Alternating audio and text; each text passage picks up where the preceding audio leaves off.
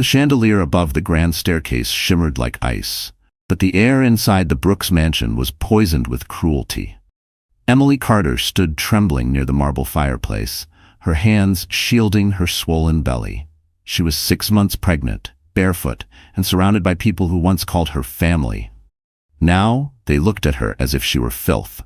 Evelyn Brooks, her mother-in-law, leaned back on the velvet sofa, her diamonds catching the light. "You think you can trap my son with that baby? You're nothing but a mistake." Her voice sliced through the silence, cold and sharp.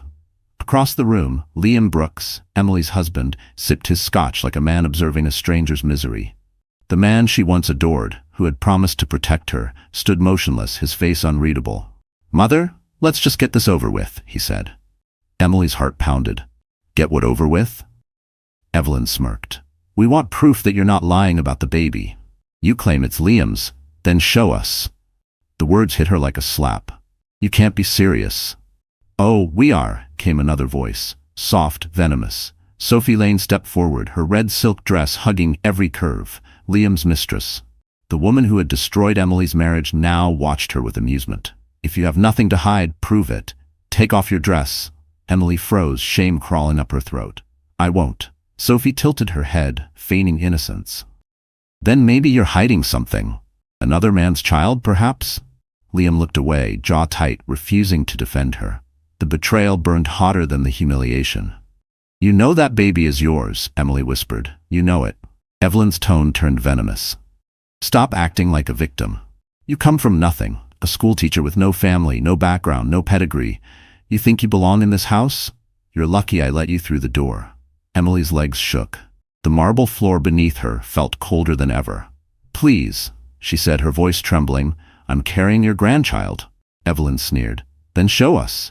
The room went silent except for the faint ticking of the antique clock. Sophie crossed her arms, smirking.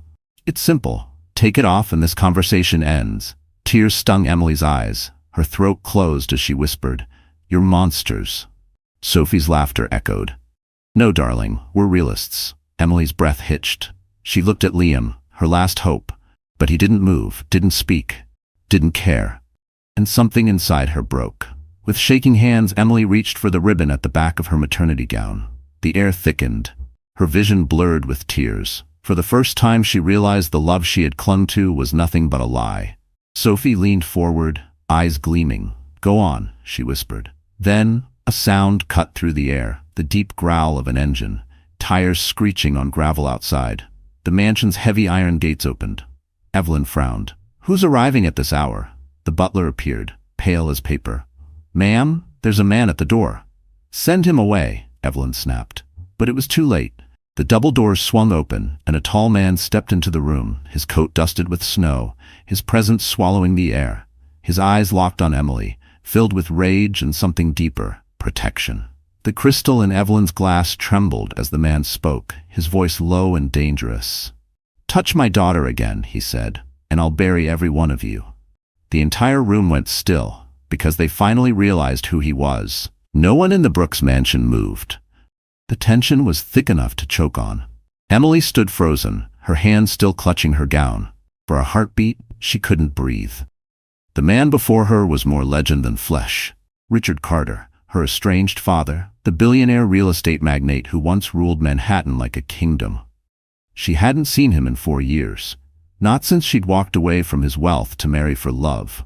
Now, he stood at the threshold like vengeance wrapped in Armani. Evelyn Brooks recovered first, her lips curled in disdain. "And who exactly are you to storm into my home?" Richard's eyes flicked toward her, cold and cutting. "Your home?" His voice carried a dangerous calm. "From what I hear, it's where you humiliate pregnant women. Interesting choice of family values." Sophie shifted uneasily, clutching her silk shawl. "This is a private matter." Richard stepped forward, his polished shoes clicking on the marble floor. "It became public the moment you made her cry." He turned to Emily, his expression softening for a split second. "Sweetheart, are you all right?" The sound of that word, sweetheart, nearly undid her. "Dad," she whispered, her voice trembling. "How did you?" He brushed a tear from her cheek. "I should have come sooner." Then turning back to Liam, his tone turned to steel. Are you the husband?" Liam swallowed hard. "Mr. Carter? I?" Richard cut him off. Don't speak unless you're prepared to tell the truth. He glanced around the room. I own this house now, bought it an hour ago. A collective gasp rippled through the room. Evelyn's face drained of color. You? What? I warned your bank 2 weeks ago, Richard said coolly. When your family's debt crossed 8 figures, I made an offer. They accepted this afternoon. Liam's voice cracked. That's impossible. Richard's eyes hardened. Son, the only thing impossible here is your dignity surviving tonight. Emily covered her mouth, disbelief flooding her chest. Dad, you didn't have to. I did, he interrupted, because when a man forgets how to protect a woman, another man must remind him what it costs. The silence that followed was electric. Evelyn stumbled backward, clutching the edge of the sofa. Sophie's confident smirk was gone, replaced by a faint tremor in her jaw. Richard turned to the butler. Get my daughter's belongings, she's leaving with me.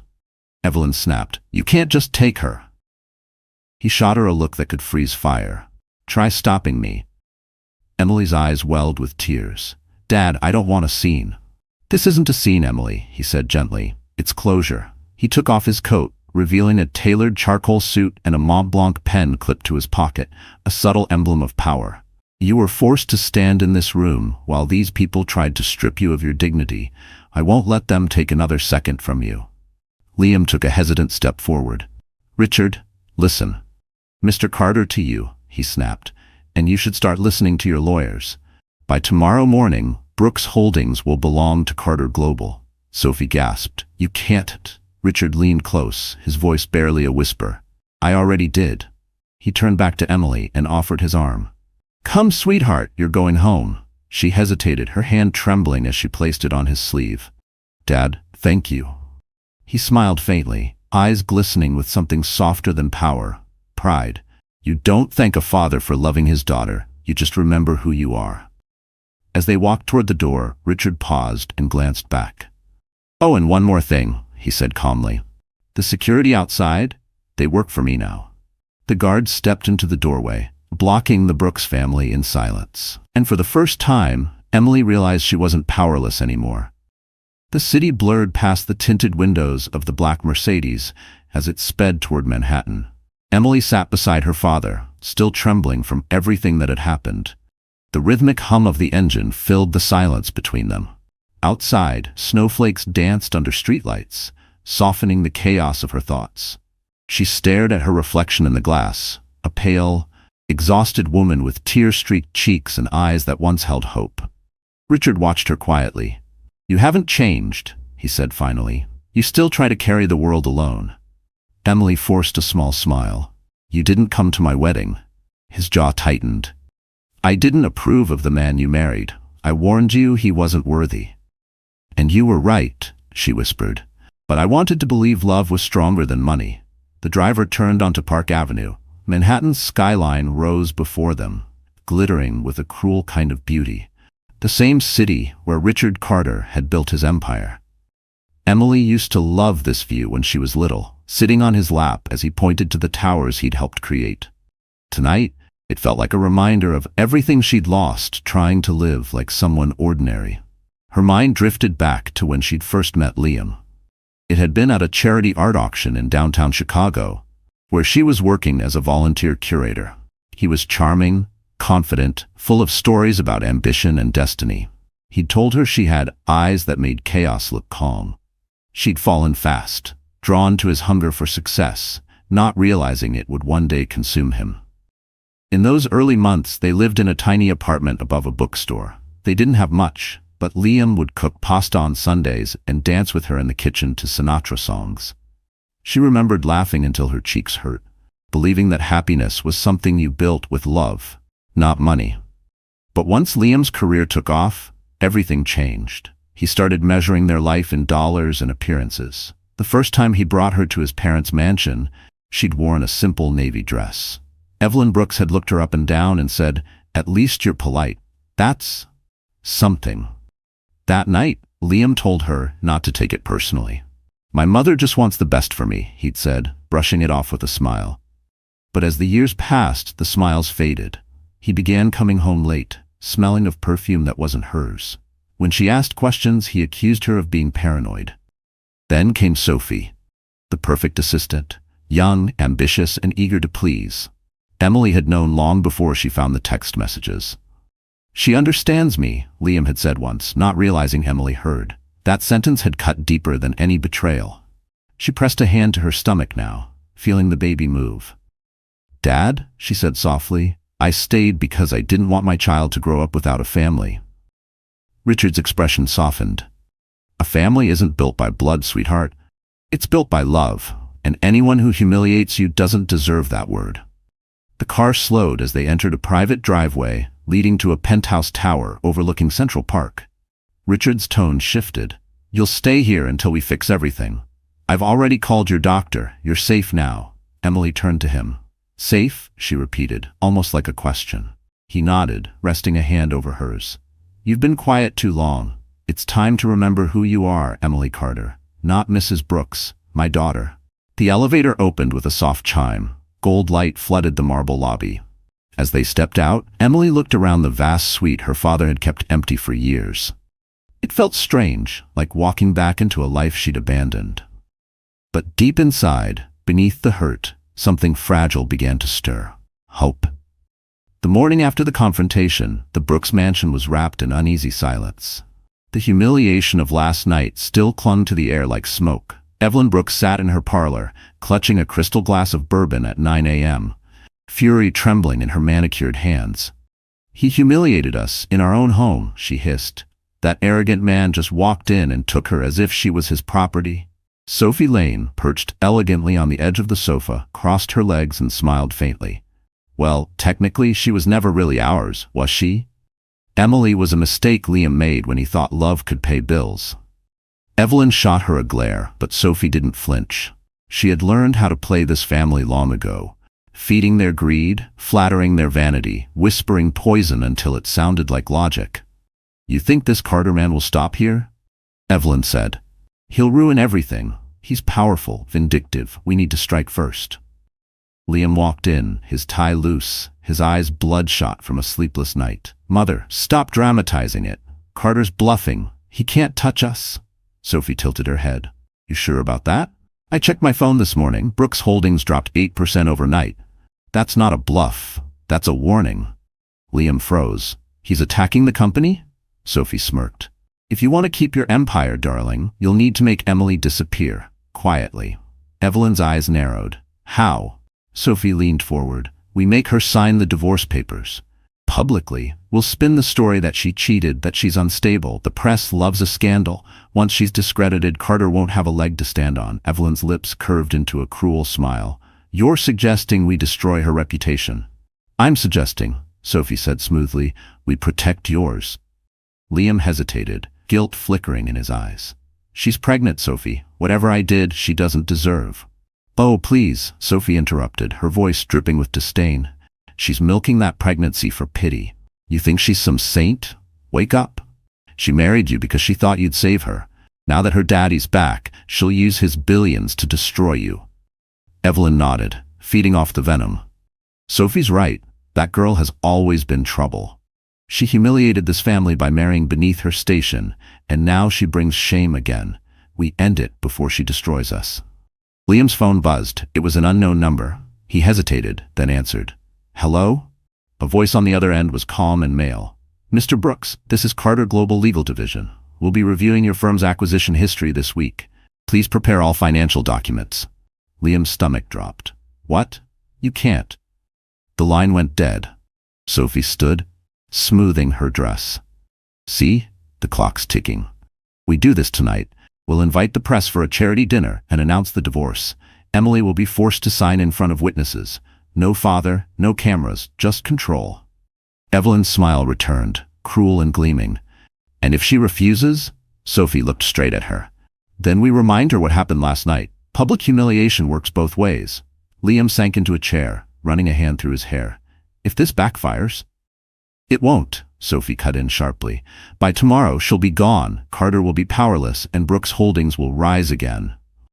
Evelyn raised her glass, her voice low and cold, "To the end of Emily Carter." Sophie clinked her glass against hers, a ghost of triumph in her smile. None of them noticed the small security camera hidden behind the vase, the one that had recorded every word. The invitation was elegant, embossed gold lettering on ivory cardstock, the kind used for charity galas and exclusive fundraisers. Brooks Family Charity Dinner, it read, though Emily knew the truth. This wasn't charity. It was a trap. She stood before the mirror in her father's penthouse, the city's glittering skyline reflected behind her.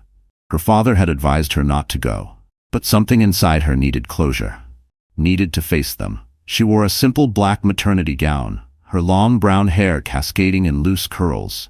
No jewelry except a thin silver bracelet her late mother once gave her. Strength doesn't need diamonds, she whispered to herself.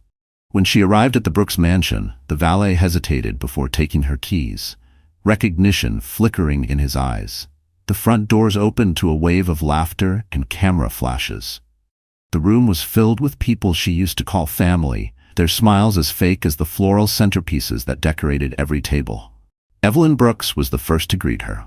"Oh," she purred, eyes sweeping over Emily's figure. "You came. How brave." Emily forced a polite smile. "I was invited." Sophie appeared beside Evelyn, her red gown glittering under the chandelier. "And we're so glad you accepted," she said sweetly, her voice dripping venom. "After all, it's a family night." Liam approached then, holding a champagne flute, pretending the tension didn't exist. "Emily," he said, "you look, well." "Well," she echoed, her tone flat. "That's generous coming from you." His jaw tightened. "Let's not make a scene." "Oh," she said softly, "I think we're far past that." The clinking of glasses signaled dinner was about to begin. The guests took their seats around the long mahogany table, unaware that the family dinner was about to turn into a public execution. Halfway through the meal, Evelyn rose, her glass raised. "Ladies and gentlemen," she began, her tone rehearsed and regal. "Tonight is about truth, family, and integrity, and as some of you may know, our dear Emily has been facing challenges." The crowd murmured. Emily's pulse quickened. Evelyn smiled, the kind that hides a knife behind it. "We've supported her despite recent doubts about her fidelity." Emily froze. "What did you just say?" Sophie stood, feigning sadness. "There have been rumors, Emily. Pictures, messages. It breaks our hearts, but Liam deserves clarity."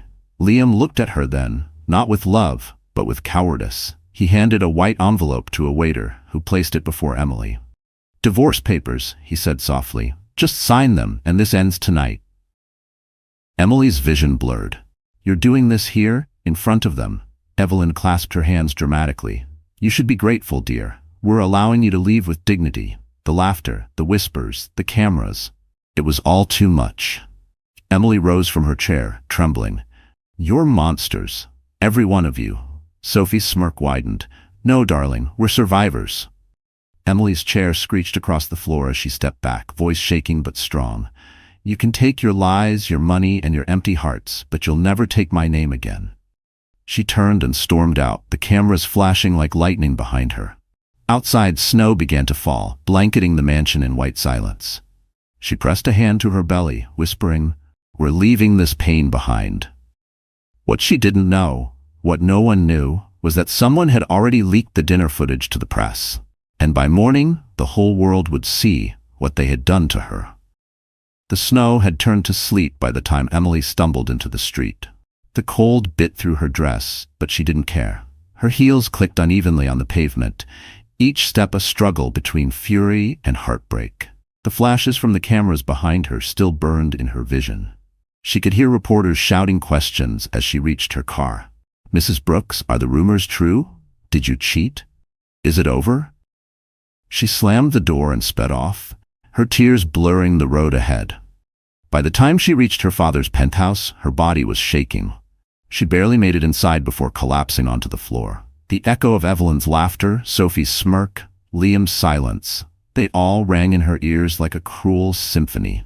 She pressed her palms to her face and sobbed until there was nothing left. Richard Carter found her hours later, curled up on the couch, her eyes red and swollen. He crouched beside her, his expression carved from equal parts anger and heartbreak. "I saw it," he said quietly. "The video is everywhere. Those people will regret the day they ever crossed a Carter." Emily's voice was hoarse. "They destroyed everything. My name, my marriage, my child's future." Richard shook his head. "No, they destroyed their own lives. They just don't know it yet." She turned toward him, exhausted. "I don't want revenge, Dad. I just want peace. He exhaled slowly. Sometimes peace comes after war, sweetheart, not before. The phone on the coffee table buzzed. Emily hesitated before picking it up. Dozens of missed calls from unknown numbers, tabloids, even old friends. Her screen lit up with notifications. Trending, Brooks' family dinner disaster. A clip played automatically. Evelyn toasting to truth and fidelity, Sophie faked crying, and Emily storming out in tears. The captions called her the cheating wife. She dropped the phone like it burned. They're turning me into a joke. Richard's tone darkened. Let them laugh. They won't be laughing long. He stood, pulling out his phone. I'm calling my legal team. By tomorrow morning, Brooks Holdings will be under investigation for fraud and defamation. Dad, stop, she pleaded. This isn't who I am. He looked down at her, eyes softening. And who are you? She hesitated, then whispered, I don't know anymore. Richard sat beside her, his voice low but steady. You're Emily Carter, my daughter. Strong, brilliant, kind. They wanted to break you because they feared what you could become. Now it's time to remind them who they tried to erase. The sound of rain against the glass filled the silence. Emily leaned back, her hand resting on her stomach. The baby kicked gently, a small reminder of life amid the wreckage. She smiled faintly. He's stronger than I am. Her father's lips curved slightly. He's your son. Of course he is. He stood, straightening his suit. Rest tonight. Tomorrow we start over. I've already arranged for someone to come by, an old friend of mine. She's the best crisis lawyer in the city. You're not fighting alone anymore. Emily nodded weakly. Thank you, Dad. He brushed a strand of hair from her face. You don't need to thank me, sweetheart. You just need to stand tall when the time comes. As he walked toward the elevator, Emily stared out at the city lights. Somewhere below, the Brooks mansion glimmered faintly in the distance, her old prison of love and lies. She whispered into the quiet room, You think you've broken me, but you haven't. And for the first time in months, she believed it. The next morning, sunlight poured into the penthouse like gold, spilling across the marble floors and catching on the edge of a half-empty cup of coffee. Emily sat at the dining table, wearing one of her father's old sweaters, her hair tied loosely back. The sleepless night had left shadows under her eyes, but something inside her had shifted, a quiet strength that hadn't been there before. Across from her sat Nina Moore, her best friend since college and one of Manhattan's sharpest attorneys.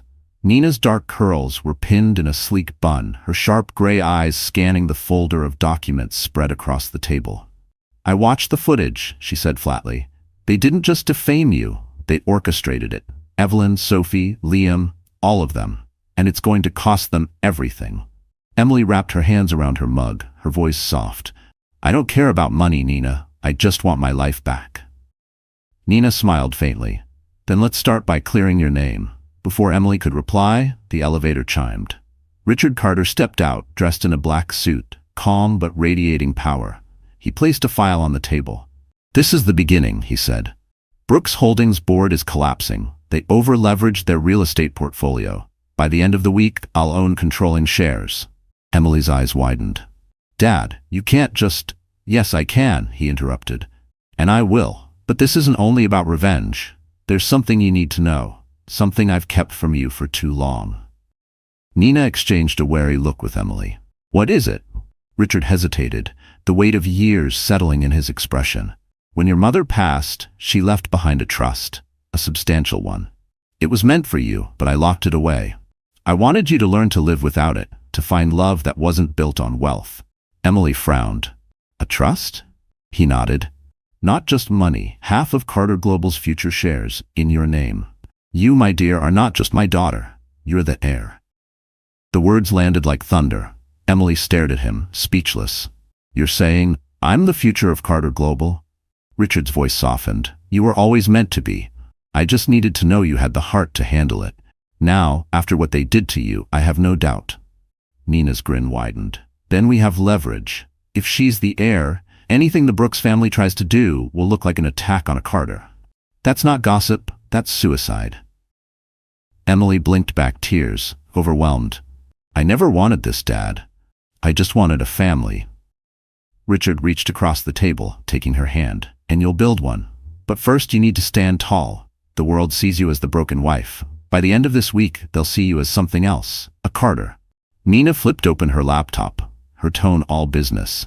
We'll start with a press statement, short, elegant, controlled. You don't need to defend yourself. The truth will do that for you. Emily nodded slowly, a spark of determination in her eyes. If they wanted to destroy me, they should have made sure I had nothing left to fight for. Richard smiled, pride flickering in his gaze. That's my girl. The elevator doors closed behind him as he left for another meeting. Nina looked at Emily, her expression softening. You realize what this means, right? You're not just his daughter anymore. You're his legacy. Emily exhaled, glancing out at the skyline, the city where she'd lost everything, and now might rebuild it all. And for the first time, the name Carter didn't feel like a burden. It felt like armor. By the time evening descended over Manhattan, the entire city was buzzing with the scandal. The footage from the Brooks charity dinner had gone viral, over 5 million views and counting. Headlines blared across every news network. Pregnant wife humiliated by husband's mistress. Brooks family implodes. Inside the penthouse, Emily stood before the window, staring out at the skyline. Her phone wouldn't stop vibrating, but she ignored it. Each new message was another article, another opinion, another piece of her pain repackaged for entertainment. They're turning me into a headline, she murmured. Nina sat on the sofa behind her, laptop open, phone pressed to her ear. Yes, I understand, but my client isn't giving interviews, she said firmly. No, she won't appear on talk shows. She's not here to feed the media circus. She ended the call and sighed. They're circling like vultures. Every outlet wants a quote. Emily turned, her expression calm but resolute. Then give them one. One sentence. The truth doesn't need defending. Nina smiled. That's cold. I like it. The elevator chimed. Richard entered, his presence commanding as always, his expression unreadable. It's time, he said simply. Emily frowned. Time for what? He held up an invitation. Heavy cardstock embossed with the gold crest of Brooks Holdings. They're hosting a press conference tonight. Liam's making a statement to clarify the rumors. They're trying to save face. Nina leaned forward. You're not actually planning to go there, are you? Richard's eyes gleamed. Oh, she's not just going. She's ending it. Emily hesitated. Dad, they'll twist everything. They always do. He placed a hand on her shoulder. Not this time. I've arranged everything. Just walk in, look them in the eye, and let the world see who they tried to destroy. An hour later, the sleek black Mercedes pulled up outside the Plaza Hotel, where the press conference was being held. Reporters swarmed the red carpet, cameras flashing like lightning. Inside the ballroom, Liam stood at a podium, flanked by Sophie and Evelyn, rehearsing his carefully constructed apology. Our family has been under tremendous pressure, Liam said smoothly, his voice dripping with false remorse. My wife has struggled emotionally during her pregnancy, and unfortunately, things have been misinterpreted. The doors at the back of the ballroom opened with a soft click. The crowd turned. Emily Carter stepped inside, radiant and unshaken, dressed in a floor-length white gown that glowed under the chandeliers. Her hair framed her face in soft waves, and her eyes, steady, sharp, locked on Liam's. The murmurs rippled instantly. Cameras swiveled. Sophie froze mid-smile. Evelyn's hand tightened around her pearls. Liam's confidence faltered. Emily walked slowly to the front, each step echoing across the marble. She stopped just a few feet from the podium. Misinterpreted? She said, her voice carrying through the room like glass cutting silk. You humiliated a pregnant woman to protect your pride. That's not a misunderstanding. That's cruelty. Gasps filled the air. Flashbulbs exploded. Liam opened his mouth, but she raised a hand. Don't bother lying, Liam. The world already saw what you are. And tonight, they'll see what I've become. Richard appeared near the entrance, silent but watchful. Sophie's phone buzzed on the podium, a message flashing on the screen. Breaking news. Carter Global acquires Brooks Holdings. Evelyn's face drained of color. Liam's hand trembled. Emily leaned closer to the microphone. You once said I had nothing without your name. Turns out your name belongs to me now. The crowd erupted. Cameras flashed faster, reporters shouting questions. Emily turned, chin high, and walked toward the exit, her father waiting at the door. And as she stepped outside into the Manhattan night, she realized she had just rewritten the story. This time, on her terms. The headlines hit before sunrise. Carter Global acquires Brooks Holdings. Pregnant wife of former CEO takes control. The image of Emily standing in that white gown, facing her husband in front of hundreds of cameras, had become iconic overnight. To some, she was a symbol of revenge. To others, resilience. To Liam Brooks, she was the end of everything. He woke in the guest suite of his mother's mansion, his phone buzzing non-stop. Every call was another investor withdrawing, every email another board member resigning. Sophie lay beside him, mascara smudged, scrolling through her own phone with trembling fingers. "They're tearing us apart online," she muttered. "Do you realize what this looks like? You let her walk in there and destroy you." Liam's voice was hoarse. "She set me up. Her father planned this." Sophie laughed bitterly. "No, Liam, you planned your own fall the moment you treated her like she didn't matter." He slammed his fist on the nightstand, the lamp toppling over. "I lost everything because she couldn't handle a little pressure." "Pressure?" Sophie snapped. "You humiliated your pregnant wife in front of the world. What did you expect her to do? Applaud?" Downstairs, Evelyn Brooks paced the living room, a half-empty glass of brandy shaking in her hand. "We're ruined," she whispered. "Everything your father built, gone. That man bought us like we were toys." Liam stormed in. "Mother, calm down. I can fix this." Evelyn laughed, the sound hollow. "Fix it? You can't fix being owned, Liam. We're finished. She's a Carter now, and we're a cautionary tale." Outside, the press had gathered by the gates, their cameras trained on the crumbling Brooks estate. Helicopters circled overhead, capturing the fallen dynasty in real time. The once proud family who had looked down on everyone else now couldn't even face their own reflection. Meanwhile, across the city, Emily sat in her father's office at Carter Global, the weight of the morning's headlines heavy in her hands. "I didn't mean for it to go this far," she said quietly. "I just wanted it to stop." Richard studied her carefully. "Sometimes, justice looks like destruction. You didn't destroy them, Emily. You exposed them." Nina entered, holding a tablet. "You might want to see this." She pressed play. The screen showed footage from the Brooks Mansion's security cameras, the hidden feed that had captured Evelyn, Sophie, and Liam plotting the dinner humiliation. Emily's stomach turned. "Where did you get this?" "Anonymous source," Nina said, her eyes glinting. "Probably someone inside their staff. It's enough to clear your name completely and destroy theirs permanently." Richard nodded slowly. "Release it." Emily hesitated. "No, not yet. I don't want to become what they are." Her father looked at her, pride flickering in his gaze. "Then what do you want, sweetheart?" She took a deep breath, her hand resting gently on her belly. "I want to rebuild. For him. For me. For peace." Outside the tall windows, the Manhattan skyline glittered beneath the morning sun, a symbol of endings and beginnings. Emily stood, her reflection merging with the city below. "Let them have their noise," she said softly. "I'll build my silence into something stronger." Back at the Brooks estate, Liam sat alone in the dark, the remnants of his empire fading with each breaking headline.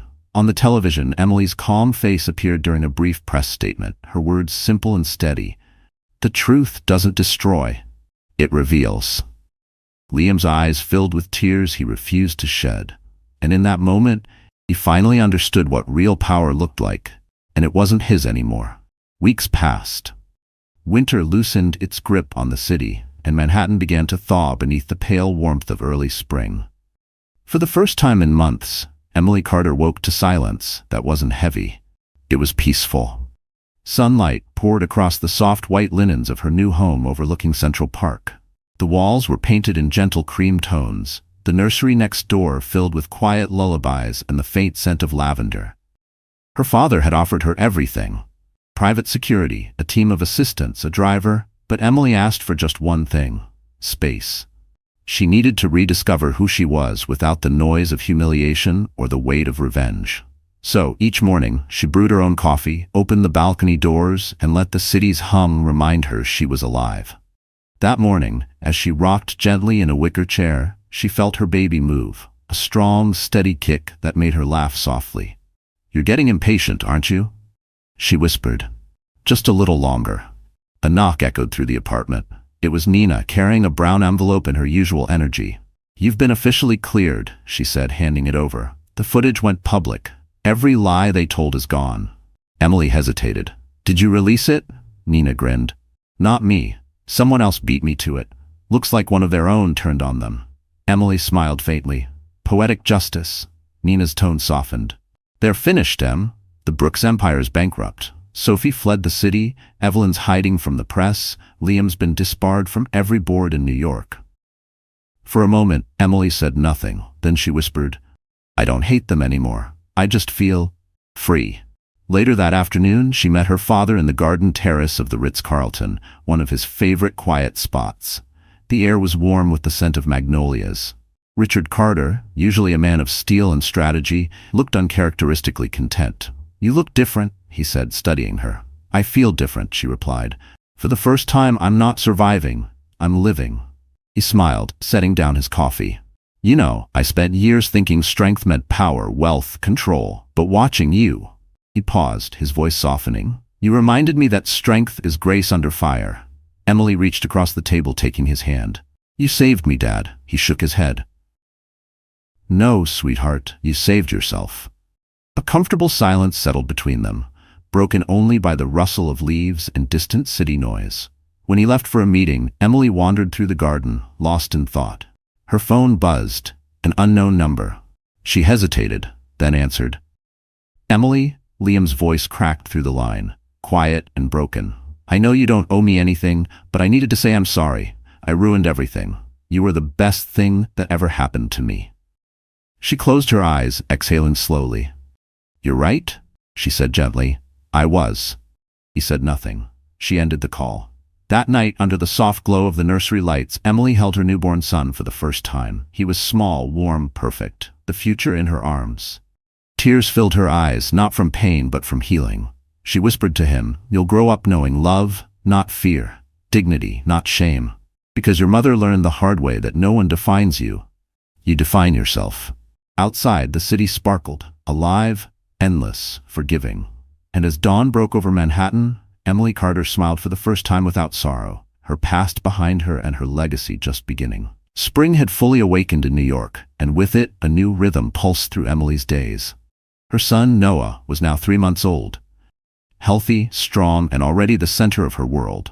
Every morning she fed him by the window, the skyline stretching endlessly beyond. For the first time in her life, she felt grounded. But beneath that peace, something sharp and deliberate was forming. Purpose. She wasn't just Richard Carter's daughter anymore. She was Emily Carter. The woman the world had watched break, rise, and reclaim her name. And now, she was ready to wield the power that came with it. That morning, Nina arrived at her penthouse, a folder tucked under her arm. You ready to finish this? She asked, dropping it on the coffee table. Emily nodded. Let's do it. Inside the folder were documents, detailed reports of Brooks Holdings' illegal transactions, fraudulent accounts, and falsified audits. The very foundation of the Brooks Empire had been built on corruption. Richard's team had uncovered everything. Nina flipped through the papers. Once this goes public, they're done. No recovery, no reputation, no empire. It'll wipe out every last shred of the Brooks legacy. Emily hesitated, her gaze on her son's tiny fingers curled against his blanket. Do you ever think revenge feels too easy? Nina smiled faintly. Revenge isn't easy, Em. It's justice wearing high heels. Emily let out a quiet laugh, then exhaled. Okay. Let's make it right. That afternoon, she joined her father in the boardroom at Carter Global. The room was all glass and power, overlooking Park Avenue, filled with the quiet hum of ambition. Richard stood at the head of the table, flanked by attorneys and executives. Are you sure you're ready? He asked, his tone softer than usual. Emily met his eyes. I'm not doing this for anger. I'm doing it for closure. Richard nodded, pride flickering in his expression. Then it's time. The press release was short, surgical, and devastating. Carter Global announces full acquisition and dissolution of Brooks Holdings due to evidence of corporate misconduct and public defamation. Within hours, the news exploded across media outlets. Stock values plummeted, investors fled. The Brooks name became synonymous with disgrace. In the mansion that once echoed with arrogance, Evelyn Brooks screamed at her son across the dining hall. You did this. You let that woman destroy us. Liam, disheveled and defeated, stared blankly at the television, where Emily's face filled the screen. She was giving a short statement outside Carter Global headquarters. Calm, poised, radiant. "I don't celebrate what's happened," she said to reporters. "But I believe the truth has a way of healing everything it touches, even when it burns first." Sophie sat in the corner, her phone buzzing with rejection after rejection from agencies that no longer wanted her. "It's over," she muttered. "No one will touch us." Evelyn's voice cracked. "She ruined us." Liam stood slowly, his face hollow. "No, Mother. We ruined ourselves." Back in Manhattan, Emily stood by the tall glass windows of her father's office, watching the sunset bleed across the horizon. She felt the weight of victory, but it didn't feel like triumph. It felt like release. Richard joined her, placing a hand on her shoulder. "You've done what many couldn't. Faced your pain and turned it into power." She turned to him, her eyes steady. "Now it's time to turn that power into something good." He smiled, proud and wistful. "Then let's build something new." As the last light of day faded over the city that had once watched her fall, Emily Carter stood taller than ever.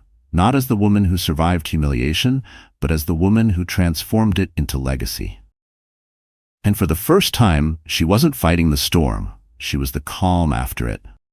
The elevator doors opened to the 39th floor of what used to be Brooks Holdings, now bearing a new name in sleek silver letters, Carter Brooks Group. The merger was official, but only one family held the reins. Emily stepped out, dressed in a tailored white suit that whispered quiet power. Her heels clicked against the marble floor as employees turned to watch. The woman whose strength had rewritten every headline. She was no longer the pregnant wife they pitied. She was the woman who survived, rebuilt, and returned to claim her throne. Her father walked beside her, dignified as ever, but today he let her take the lead. "This is your meeting," Richard said. "You handle it." "I intend to," Emily replied. Inside the boardroom, the air was heavy with tension.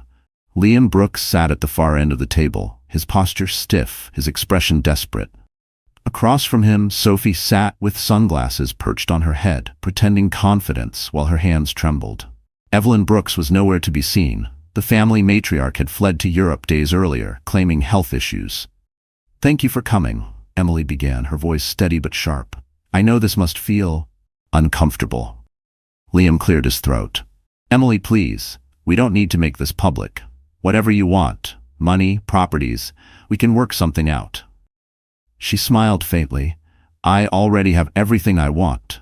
Control." Sophie shifted in her seat. "You can't just take a company because your daddy bought it, Emily. That's not leadership. That's pity." Emily's gaze cut through her like glass. "You're right, which is why I'm not keeping it. I'm rebuilding it, from the ashes you two left behind." She turned toward the group of executives seated around the table. "Effective immediately, Brooks Holdings will become a division of Carter Global, focusing on sustainable real estate development. Anyone who wants to stay and work with integrity, you're welcome to stay. Anyone who doesn't, the door's open." Liam's jaw tightened. "You can't just walk in here and erase decades of my family's work." She looked at him calmly. "Watch me." A murmur rippled through the room.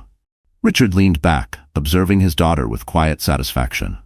She had learned the art of control, not through intimidation, but through certainty. Emily turned to Liam again. "You once told me I was nothing without your name. Turns out your name only had value when I carried it." Liam's eyes glistened, his pride unraveling. "Emily, I made mistakes. I was weak. But I loved you. Maybe part of me still does." Her face softened for just a second, then hardened again. "Love isn't cruelty in disguise, Liam. You don't get to rewrite history because it suits your guilt." Sophie stood suddenly, her voice rising. "You're enjoying this, aren't you? Making us beg." Emily stepped closer, her voice calm but lethal. "No, Sophie. I'm teaching you what it feels like to face the truth without hiding behind lies." The door opened, and Nina walked in, carrying a sleek folder. She handed it to Emily. "Everything's finalized," she said. "The transition is complete." Emily nodded, then glanced around the room. "This meeting is over. Carter Brooks Group belongs to integrity now. Remember that." As she turned to leave, Liam's voice broke through the silence. "Emily, wait." She paused at the doorway, not looking back. He swallowed hard. "Do you ever think about what we could have been?" She exhaled softly. "Every day. And then I remember what we were." Without another word, she walked out, the door closing behind her with a decisive click. Inside that room, the empire Liam once ruled finally collapsed. and outside it, Emily Carter took her first full breath of freedom.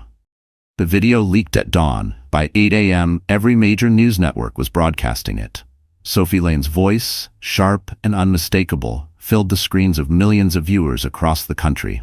We'll make her sign the divorce papers. Publicly. We'll spin the story that she cheated. Once she's discredited, Carter won't have a leg to stand on. The footage was crystal clear, captured by the security camera hidden behind the vase in Evelyn Brooks's parlor. There was Sophie, smirking. Evelyn nodding. Liam silent, and every word was damning. By noon, #Sophie Lane Exposed was trending nationwide. Her career evaporated in hours. Brand endorsements pulled out, her PR firm dropped her, and tabloids that once praised her beauty now called her a manipulative social climber. At Carter Global, Emily sat in her office, phone buzzing endlessly, watching the fallout unfold with a mix of disbelief and quiet resolve. Nina burst in, waving her tablet. "You didn't leak this, did you?" Emily shook her head. "No, but whoever did just gave the truth a microphone." Richard entered moments later, newspaper in hand, his tone half amused, half impressed. "The timing is poetic. The day after you take control, the world sees what they really were." Emily leaned back in her chair. They wanted a public stage. Now they have one. Across town, in the penthouse she once flaunted on social media, Sophie sat surrounded by crumpled tissues and empty wine glasses. Her reflection in the mirror was a stranger. Smeared mascara, swollen eyes, trembling hands. She turned on her phone, only to find hundreds of missed calls and one text from Liam. "Don't call me again. It's over." She hurled the phone across the room, glass shattering. "He used me," she whispered. "They all did." Hours later, Liam himself faced the press outside the courthouse. His once perfect suit looked wrinkled, his confidence gone. Cameras flashed as reporters shouted, "Mr. Brooks, did you know about the plan to humiliate your wife?" He didn't answer. He couldn't. In a quiet cafe just blocks away, Emily watched the live broadcast on her phone. She sat by the window, Noah's stroller beside her, a warm cup of coffee cooling on the table. Nina slid into the seat across from her. "It's over," she said. "Sophie's done. Liam's finished. The Brooks name is mud." Emily stirred her coffee absently. "Funny how the truth doesn't need revenge, it just needs time." Nina smiled. "Still, this timing? Brilliant. Almost like karma works for you personally." Emily laughed softly, a sound she hadn't heard from herself in months. "Maybe it does." Just then, her phone buzzed, an unknown number. Against her better judgment, she answered. Sophie's voice cracked through the line. "You won, Emily. Are you happy now?" Emily's tone stayed calm. "Sophie, I never wanted to destroy you. I wanted to stop you." "You think you're better than me?" Sophie spat. "No," Emily said gently. "I just stopped letting people treat me like less." There was silence on the other end. Then Sophie whispered, "He's gone. They're all gone." Emily sighed. "Then maybe it's time you learn what starting over feels like." She ended the call, setting the phone down. For the first time, she didn't feel anger, only pity. As she stood to leave, a reporter outside the cafe spotted her through the window and snapped a photo. Emily Carter, holding her child, smiling softly beneath the spring sunlight. By evening, that image was everywhere. The caption read, "Grace after the storm." And as the world turned its back on the lies, Emily finally stepped into the peace she'd earned.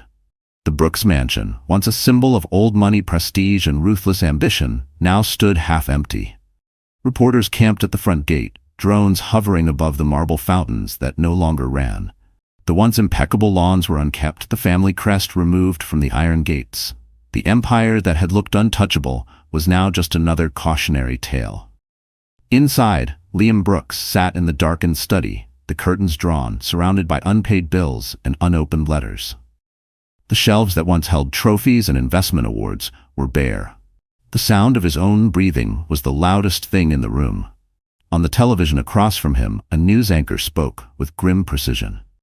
"Brooks Holdings, the former real estate powerhouse, has officially declared bankruptcy. Allegations of fraud, defamation, and manipulation have resulted in a full federal investigation." Liam stared blankly. He didn't even flinch when Sophie's face appeared on the screen next, paparazzi surrounding her as she tried to hide behind sunglasses. "Sophie Lane," the reporter continued, "is under review for tax evasion and falsified PR contracts. Former associates claim she used charity donations to fund personal expenses." He switched the television off, the silence that followed heavier than before. A knock broke the stillness. He didn't answer, but the door opened anyway. Evelyn Brooks stepped in, her once perfect posture wilted, her pearls replaced by trembling hands. "Liam," she whispered, "they froze my accounts. Everything's gone." He didn't look up. "Sell the house."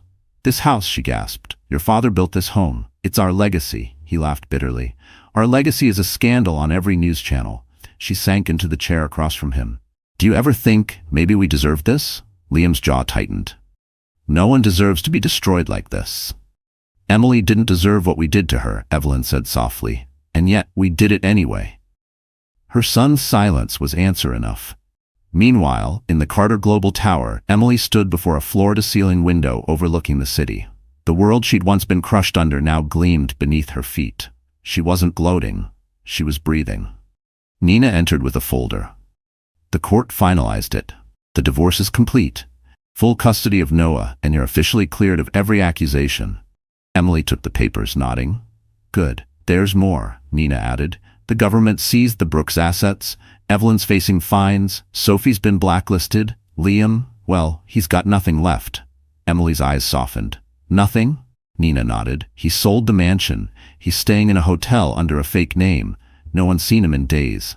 For a long moment, Emily said nothing. Then she whispered, "I don't want to see them suffer. I just wanted the truth."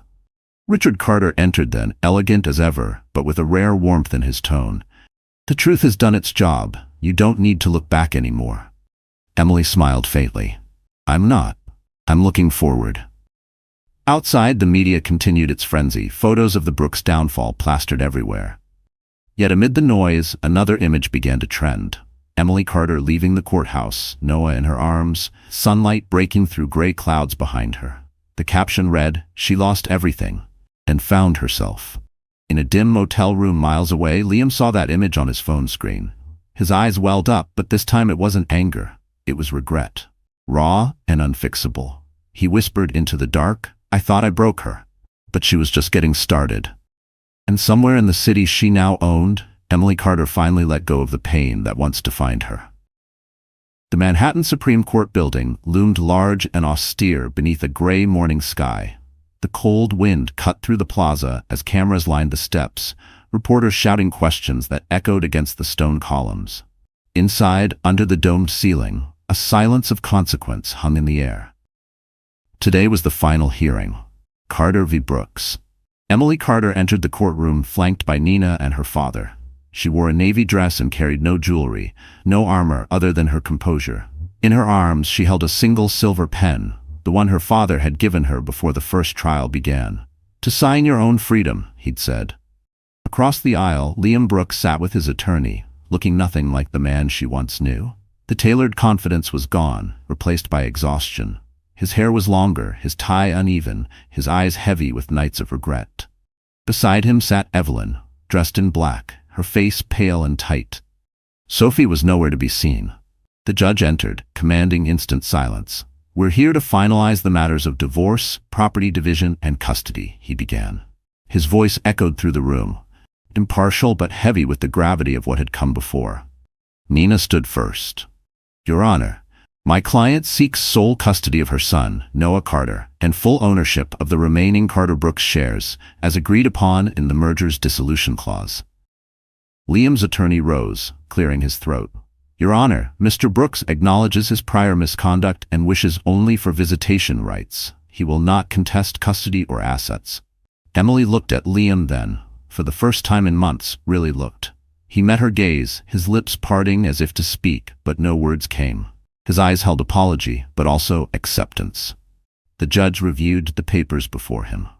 Given both parties' statements and the evidence presented, the court grants full custody of the child to Miss Carter.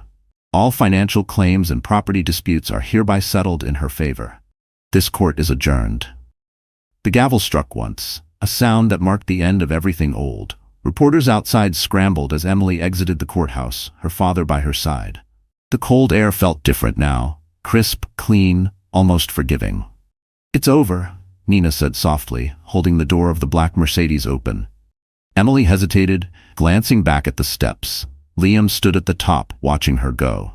He looked smaller somehow, as though the arrogance had drained from him, leaving only the man she'd once loved and couldn't recognize anymore. He took a tentative step forward. "Emily," he called out. She turned but said nothing. "I know it's too late," he continued, "but I need you to know, I never stopped loving you. I just didn't know how to deserve you." For a long moment she studied him, not with anger, not even pity, but peace. "I believe you," she said quietly, "and that's why I'm walking away." She slid into the car, the door closing with finality. The crowd's noise faded as the vehicle pulled away, leaving Liam standing alone on the courthouse steps, snow beginning to fall again. Inside the car, Richard reached over and gently took his daughter's hand. "How do you feel?" Emily smiled faintly. "Like I just exhaled for the first time in years." The city unfolded before them. Steel, glass, and second chances. In the distance, the courthouse clock struck noon, echoing across Manhattan. And for the first time, Emily Carter wasn't running from her past. She was walking toward her future. The story should have ended in that courtroom. The papers were signed, the cameras had moved on, and Emily finally had peace. But peace, as she was learning, never lasts long when truth still hides in the shadows. It began with a phone call. Nina's voice on the other end was sharp, urgent. "Emily, you need to come to the office right now." Emily frowned, gently rocking Noah in her arms. "What is it?" "It's about Sophie," Nina said, "and her baby." An hour later, Emily arrived at Carter Global, stepping into Nina's office where 2 manila folders sat open on the desk. Richard was already there, reading through them with the controlled fury of a man who had seen too much deceit to ever be surprised again. Nina closed the door. "A journalist from the Post reached out this morning. They got their hands on a paternity test Sophie ordered privately last month. She thought it would prove the baby was Liam's." Emily's stomach tightened. "And it didn't?" Nina's expression said everything. "No, the DNA doesn't match. Liam isn't the father." For a moment, Emily said nothing. "Then who is?" Nina slid the second folder forward. "You might want to sit down." Inside were printed text messages, hundreds of them, between Sophie and Evelyn Brooks's second husband, Charles Wentworth, a venture capitalist nearly 20 years her senior. The affair had begun long before Emily and Liam's marriage fell apart. The messages were explicit, manipulative, and damning. Emily stared at the pages, shock tightening her throat. She had an affair with her lover's stepfather. Richard exhaled slowly. "This family could write its own tragedy."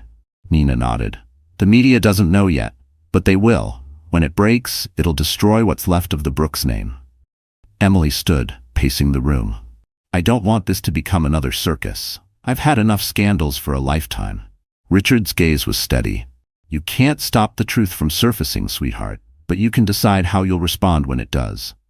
That afternoon, Emily drove to the edge of the city where the press had camped outside Sophie's apartment. Reporters swarmed the entrance, shouting questions. She hesitated, watching the chaos from her car. Then, quietly, she slipped inside through a side door. Sophie was sitting on the floor of her living room, knees pulled to her chest, surrounded by unopened mail and shattered glass.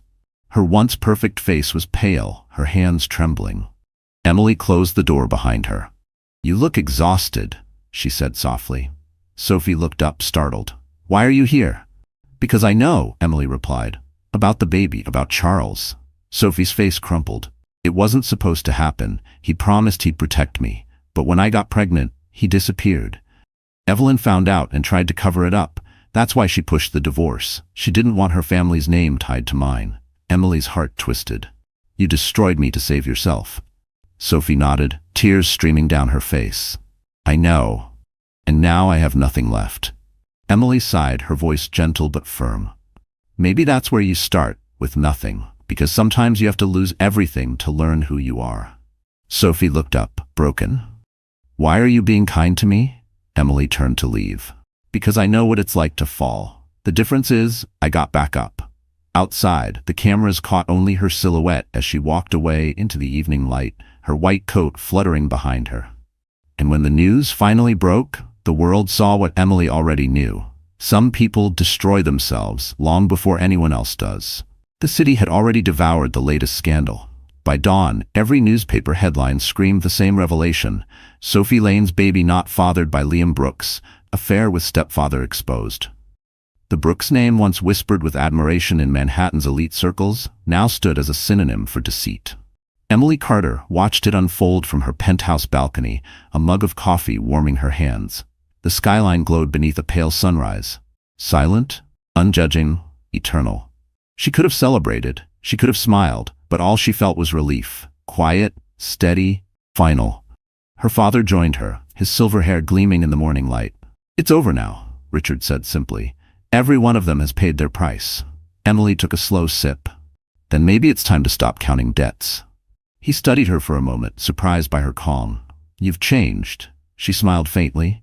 "No, I just stopped letting pain be the loudest voice in the room." That afternoon, Emily visited Carter Global headquarters for a private meeting with her board. The room buzzed with energy. Investors, journalists, and business partners eager to align with her new initiatives. But Emily had come with something else in mind. When the meeting began, she stood and addressed them. "Ladies and gentlemen, we've rebuilt an empire out of ashes. But if this company means anything, it should stand for something greater than wealth. Starting today, we're launching the Phoenix Foundation, a scholarship and legal aid program for single mothers, rebuilding their lives." A murmur of surprise rippled through the room. One of the board members, a gray-haired banker, leaned forward. "You're proposing we fund personal causes? That's not traditional corporate philanthropy." Emily's gaze was firm. "Neither is surviving public humiliation while pregnant." But that didn't stop me from standing again. "We're not just rebuilding profit here, we're rebuilding people." Applause followed, slow at first, then thunderous. Nina, standing in the corner, smiled proudly. Richard, observing from behind the glass wall, nodded once, a gesture of quiet respect. That evening, Emily returned home to find a letter waiting on her doorstep. It was from Liam. The handwriting was uneven, the envelope plain. She hesitated before opening it. "Emily, I don't expect forgiveness, but I need you to know I've left New York. I'm selling what little I have left and moving to California to start over. You deserve peace, and maybe someday I'll learn what that word means. Take care of Noah. He's lucky to have you." Liam. Emily folded the letter carefully and placed it in a drawer. "Maybe peace finds you too," she whispered. The following week, the Phoenix Foundation launched officially at the Plaza Hotel ballroom. The chandeliers sparkled above a crowd of women, single mothers, survivors, dreamers. Emily stood at the podium, her son asleep in his stroller nearby. "When I was at my lowest," she began, her voice clear but tender, "I thought strength meant fighting back.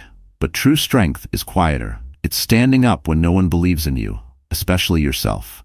I built this foundation for women who've been told they're not enough. You are. You always were." Applause filled the room. Cameras flashed, not for scandal this time, but for hope. After the event, Richard approached her, pride softening his features. "Your mother would have been proud," he said quietly. Emily smiled, eyes glistening. "Then maybe I did something right." As they walked out into the cool spring night, the city lights shimmered across the Hudson, like a promise kept. For the first time, Emily Carter realized revenge hadn't saved her. Redemption had. And it was worth far more than any empire. The ballroom of the Ritz-Carlton glowed with gold light and quiet anticipation. It wasn't a party, it was a rebirth. The chandeliers shimmered above a sea of journalists, investors, and public figures, all waiting for the woman who had once been humiliated in front of the world and had risen to become one of Manhattan's most admired figures. Banners reading "The Phoenix Foundation Gala, Hope Reimagined" lined the walls. A soft string quartet played in the background, their music blending with the hum of conversation. Every seat was filled. The air was charged with curiosity, but also respect. Backstage, Emily Carter adjusted her silk ivory gown in the mirror. Her reflection no longer looked fragile. It looked whole. She took a breath, her hand brushing against the diamond bracelet her father had given her that morning. "For courage," he'd said. Nina entered, clipboard in hand, smiling with that familiar mix of confidence and affection. "You're trending again," she teased. "But this time, for all the right reasons." Emily laughed softly. "Let's hope it stays that way." Richard appeared in the doorway, impeccably dressed in a black tuxedo. "Ready, sweetheart?" "As I'll ever be," she said. The ballroom fell silent when she stepped onto the stage. Camera flashes glittered like falling stars, capturing her every move. She paused behind the podium, waiting for the noise to fade. Then, in a calm, steady voice, she began. Not long ago, I stood in a room full of people who tried to strip me of my dignity. I thought my life was over. I thought shame would define me. But pain is a teacher, and it taught me that the people who break you are never stronger than the one who rebuilds. The audience listened in complete silence. She continued, her voice firm but warm. The Phoenix Foundation isn't about charity, it's about transformation. It's for every woman who was told she couldn't rise again, for every mother who fought for her child when the world turned its back. I was one of them. And if I can stand here tonight, so can they. Applause erupted, echoing across the ballroom. Cameras flashed again, but this time Emily didn't flinch. She stood tall, the very image of grace reclaimed. When the applause faded, she smiled. I want to thank my father, Richard Carter, for showing me that power without compassion means nothing. And to my son, Noah, you're the reason I learned what true strength looks like. Richard, seated in the front row, discreetly wiped away a tear. As she concluded her speech, a journalist from the New York Times called out, Miss Carter, do you forgive the Brooks family? Emily paused, her expression thoughtful. Then she leaned toward the microphone. Forgiveness isn't weakness, it's freedom, and I choose to be free. A hush fell again, not out of shock, but reverence. The moment was bigger than gossip. It was transformation. After the conference ended, Emily stepped out onto the balcony overlooking Central Park. The city glowed beneath her, the same city that had once watched her fall. Richard joined her, a glass of champagne in hand. You handled that beautifully, he said. She smiled, watching the skyline. I didn't handle it, I lived it. He chuckled. And you did it with style. Below, photographers snapped one last picture. Emily Carter in the golden light, her face serene, her future bright. And that image would become the story's final headline, not of scandal, but of survival turned into triumph. The night sky over Manhattan shimmered with a quiet calm, the city's endless hum softened by the hour. In the penthouse overlooking Central Park, the lights were dim, the air scented faintly with chamomile and warmth. Emily paced slowly by the window, her breath unsteady, her hand pressed against her belly. It's time, she whispered, her voice trembling between fear and anticipation. Nina, who had insisted on staying that night, jumped up from the couch. You sure? Emily nodded, gripping the edge of the table as another contraction rippled through her. Pretty sure. Within minutes, they were in the back seat of a black Mercedes, Richard beside her, his usually composed face drawn with worry. You're doing great, sweetheart, he said, though his voice wavered. She squeezed his hand, trying to smile through the pain. You built skyscrapers, Dad. I can handle one baby, he chuckled weakly. Skyscrapers don't kick this hard. At Mount Sinai Hospital, the hallways buzzed softly under fluorescent light. Nurses moved quickly, efficiently. Richard stood outside the delivery room doors, pacing like a man unaccustomed to helplessness. Nina sat nearby, texting updates to the family's private group chat, though her fingers shook with excitement. Inside, Emily fought through hours of labor. Between contractions, she thought of everything that had led her here. The humiliation, the loss, the rage, and finally the peace. She remembered Liam's betrayal, Sophie's cruelty, her father's return, the city's judgment. All of it had broken her, and yet it had made her strong enough to stand now, to bring life into the world not out of pain, but out of hope. When the doctor finally said, "One more push," Emily closed her eyes, tears spilling down her cheeks. A cry filled the room moments later. High, raw, perfect. "It's a boy," the nurse said softly, placing the tiny bundle in her arms. Emily looked down, her world shrinking to the size of his small, perfect face. "Noah," she whispered, "welcome home." Richard entered a few minutes later, his eyes already wet. When he saw his grandson, something inside him broke open. The man who had conquered boardrooms, who had faced down empires, suddenly looked fragile. "He looks like you did," he said quietly, "when I first held you." Emily smiled, exhausted but glowing. "Then maybe he'll make better choices than I did." Her father sat beside her, reaching out to touch Noah's tiny hand. The baby's fingers wrapped instinctively around his. Richard swallowed hard. "You made the right ones in the end, Emily. Every single one." Hours later, as dawn began to creep through the hospital windows, Emily lay in bed, Noah sleeping peacefully against her chest.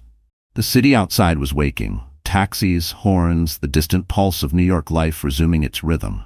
A soft knock came at the door. It was a nurse holding a small envelope. "Someone left this for you, Miss Carter," she said.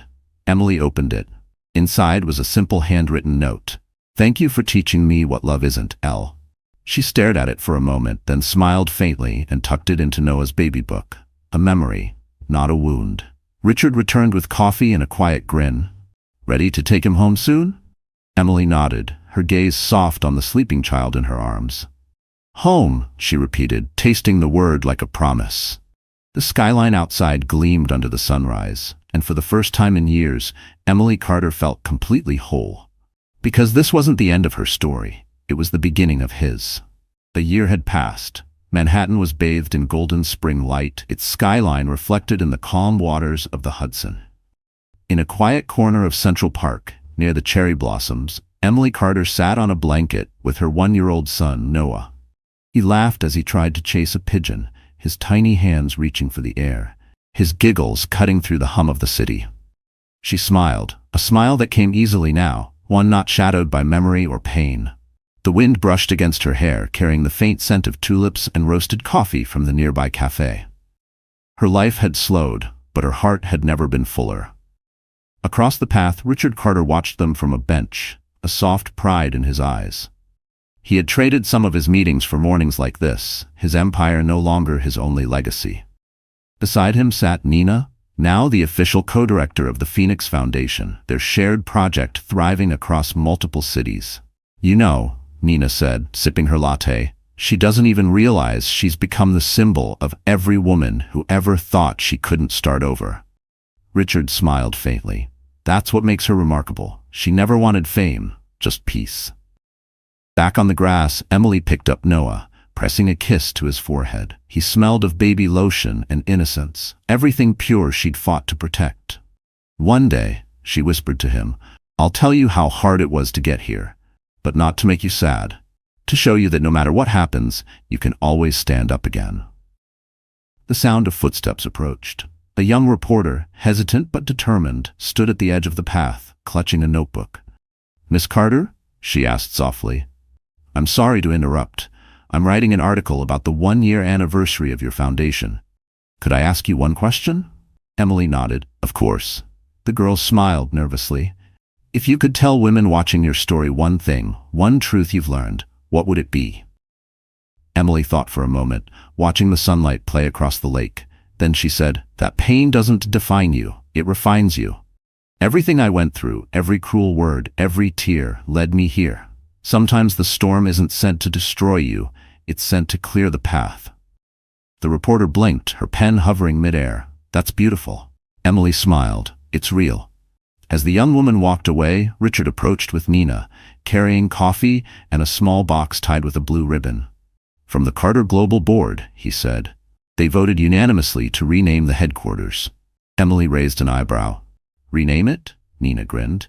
"The Emily Carter Building, for your resilience and for reminding everyone that compassion can rebuild anything." Emily's eyes glistened. "Dad." He placed a hand on her shoulder. "You earned it, sweetheart." They sat together as the sun began to set, the city glowing gold around them. A warm breeze rustled the cherry blossoms, petals drifting gently through the air like snow. Noah squealed with laughter as the petals landed on his tiny hands. Emily leaned back, her gaze lifting toward the sky. "You know," she said softly, "I used to think my story ended the day they broke me, but now I see. It was just the beginning." Richard smiled, watching his daughter and grandson beneath the fading light. And as the last rays of the sun melted into the Manhattan skyline, Emily Carter closed her eyes, no longer haunted by the past. Because she had rewritten her ending into a beginning the world would never forget. So, my dear friends, that's how the story ends. If you're still here right now, watching until this very moment, it means something in Emily's journey touched your heart. Maybe because in some way it mirrors your own. You see, life has a way of breaking us just enough to rebuild us stronger. As Marcus Aurelius once said, the obstacle is the way. Every pain, every betrayal, every sleepless night, it's not the end of your story. It's the lesson that leads you home. Emily's strength wasn't born from revenge. It was born from choosing peace. She learned, as we all can, that healing doesn't mean forgetting, it means forgiving, moving forward, and reclaiming your worth. No matter what's been taken from you, you can rise again, not as who you were, but as who you were meant to be. If this story moved you, even just a little, give it a like. Share it with someone who might need a reminder that they're not alone. And if you haven't yet, hit that subscribe button, because there are more stories waiting. Stories of pain, power, and rebirth, just like yours. Stay strong, stay kind, and remember, you are the hero of your own story. What happens when a man on top of the world trades his queen for a pawn? Richard Sterling had it all. A loving wife who helped build his empire, a multi-million-dollar company, and a name that commanded respect. He threw it all away for a younger woman, casting aside the architect of his success like a forgotten blueprint. He thought he'd won.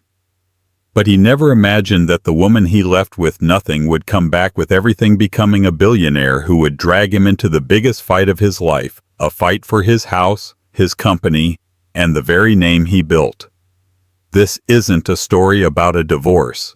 It's a story of an epic downfall and an even more spectacular rise.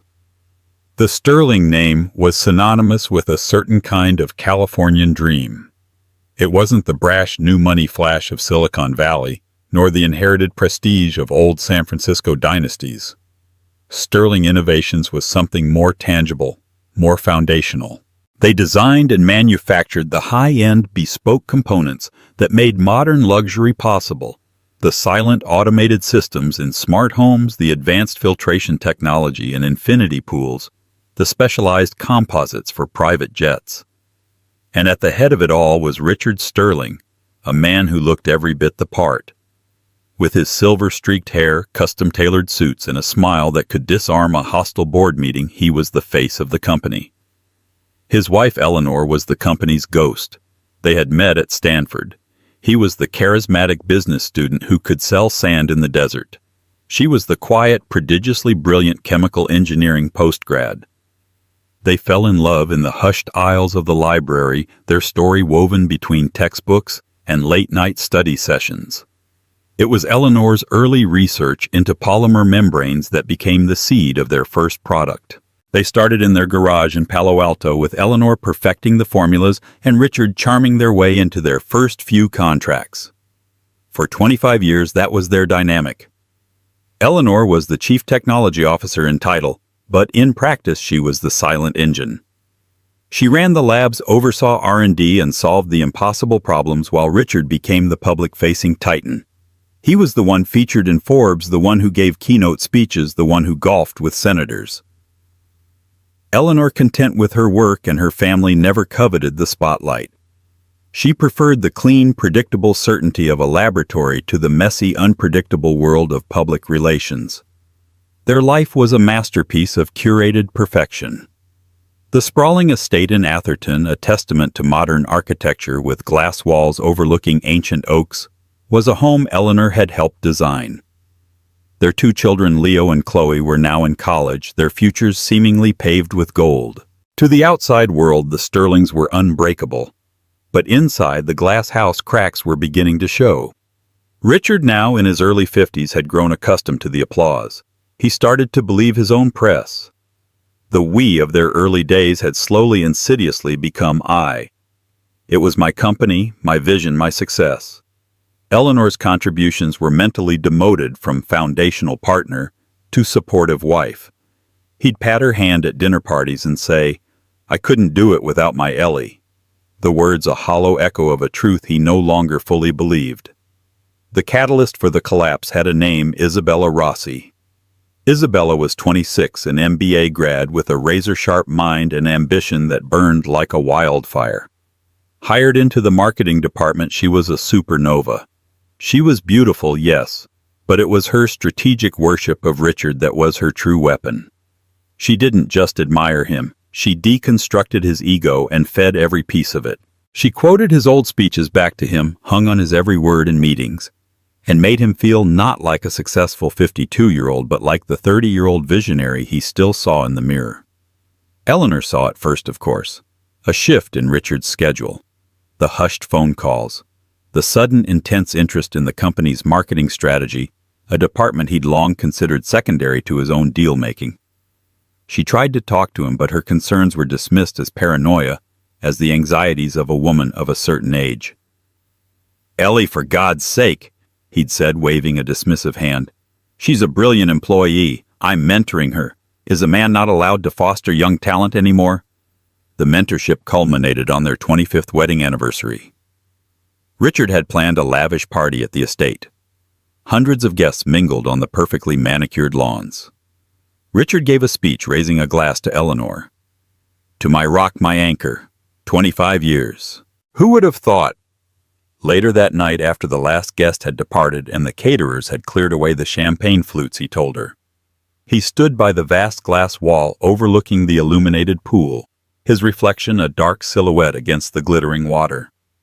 "I can't do this anymore, Eleanor." The words hung in the sterile air of their perfect home. Eleanor, still in her silver anniversary gown, felt a cold dread creep over her. "Do what, Richard? What are you talking about?" "This," he said, gesturing vaguely at the house, the life at her. "Us.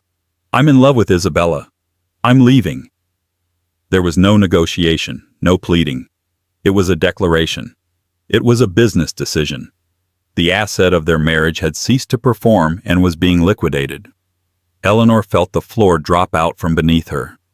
The man she had built a world with was looking at her as if she were a stranger, an obstacle. The divorce was a masterclass in calculated cruelty. Richard's lawyer, a pinstriped shark named Marcus Thorne, painted a picture of an amicable, generous separation. But the terms were brutal. Richard, claiming his personal brand and the Sterling name were the company's primary assets, argued that giving Eleanor a significant share of Sterling Innovations would destabilize the company and harm its shareholders. He offered her a settlement. It was on paper a lot of money, enough for her to live comfortably for the rest of her life. But it was a pittance compared to the company's billion-dollar valuation. The offer came with conditions. She would get the lump sum and their smaller vacation home in Aspen. He would keep the Atherton estate, the company, and everything associated with it. And then came the final, most humiliating blow, a non-disclosure agreement of draconian scope. She was forbidden from speaking about the divorce, about Richard's affair, and most critically from claiming any role in the founding or technological development of Sterling Innovations. She was to be erased from the corporate history, officially relegated to the role of the first wife.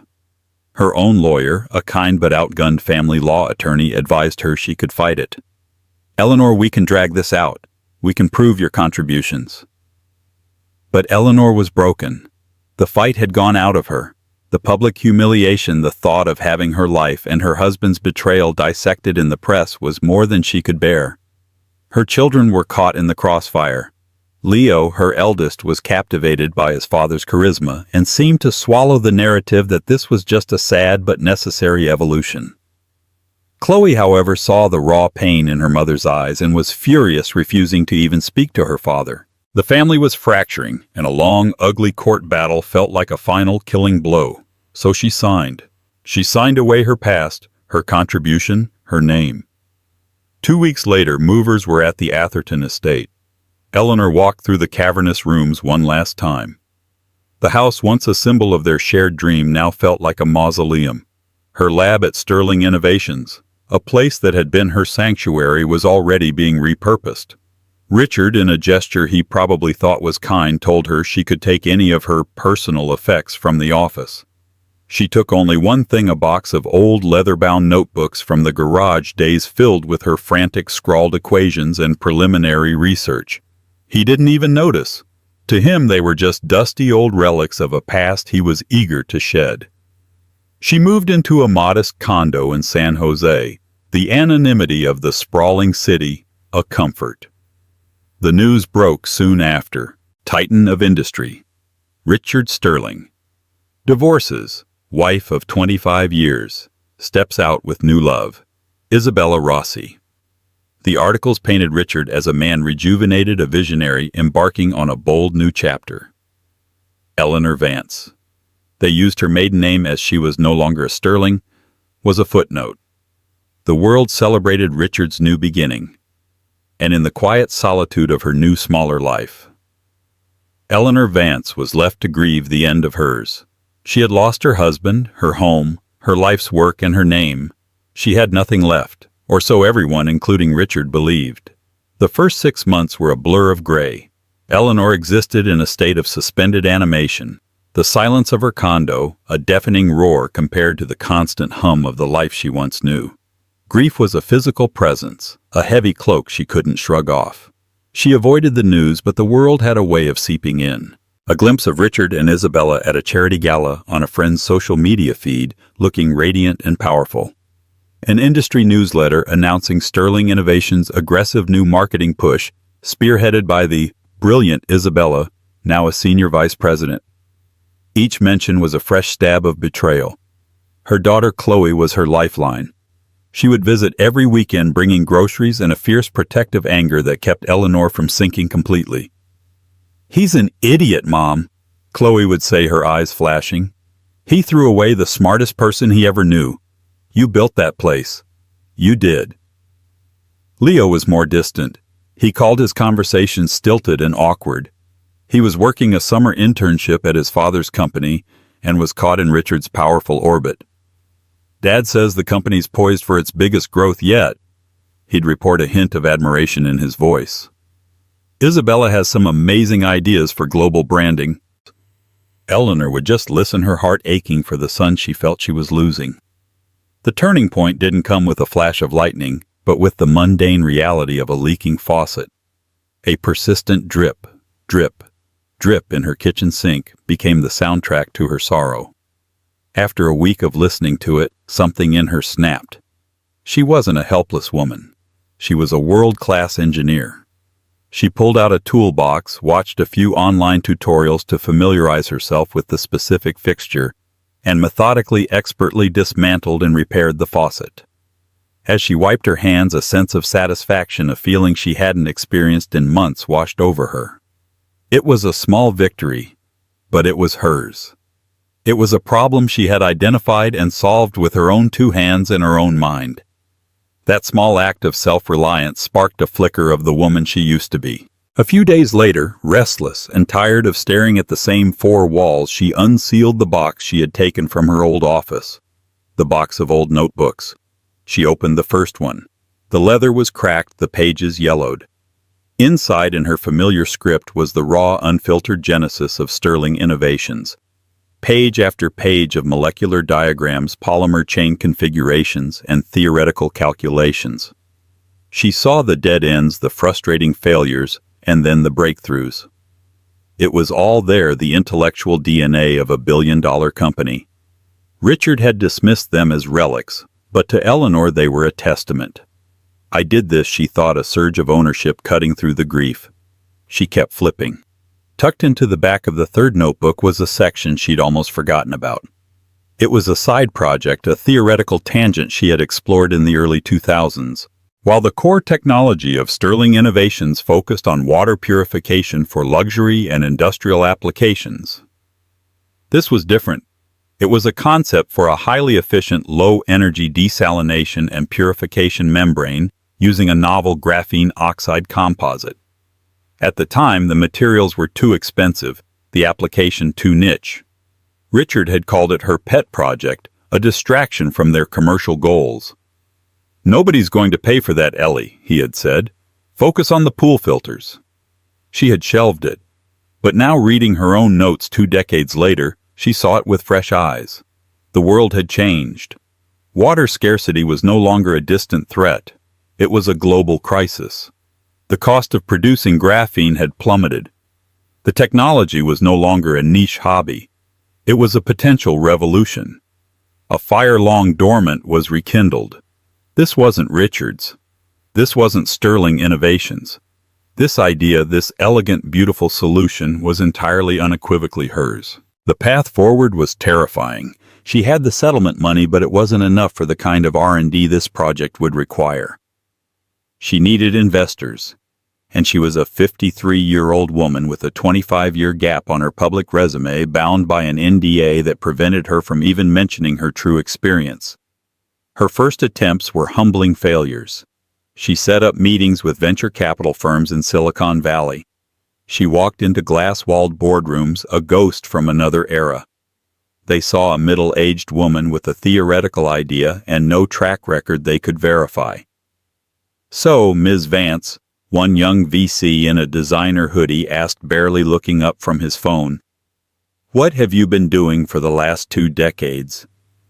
"I was in a private R&D role," she would say, the words tasting like ash. The NDA choked her. She couldn't say, "I built Sterling Innovations." They dismissed her politely, their eyes glazing over as she tried to explain the science. The message was clear. They weren't investing in an idea, they were investing in a founder. And she didn't look like the founders they were used to. Just as she was about to give up, Chloe gave her an idea. "Mom, you're going to the wrong people.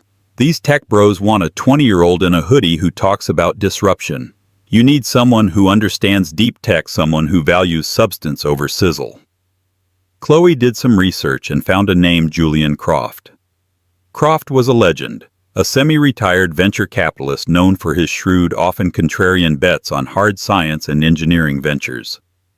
He was old school, notoriously difficult, and had no patience for buzzwords. Eleanor secured a meeting through a persistent old university contact. Julian Croft's office was not a playground of beanbags and kombucha taps. It was lined with dark wood and books, a massive mahogany desk standing in the center.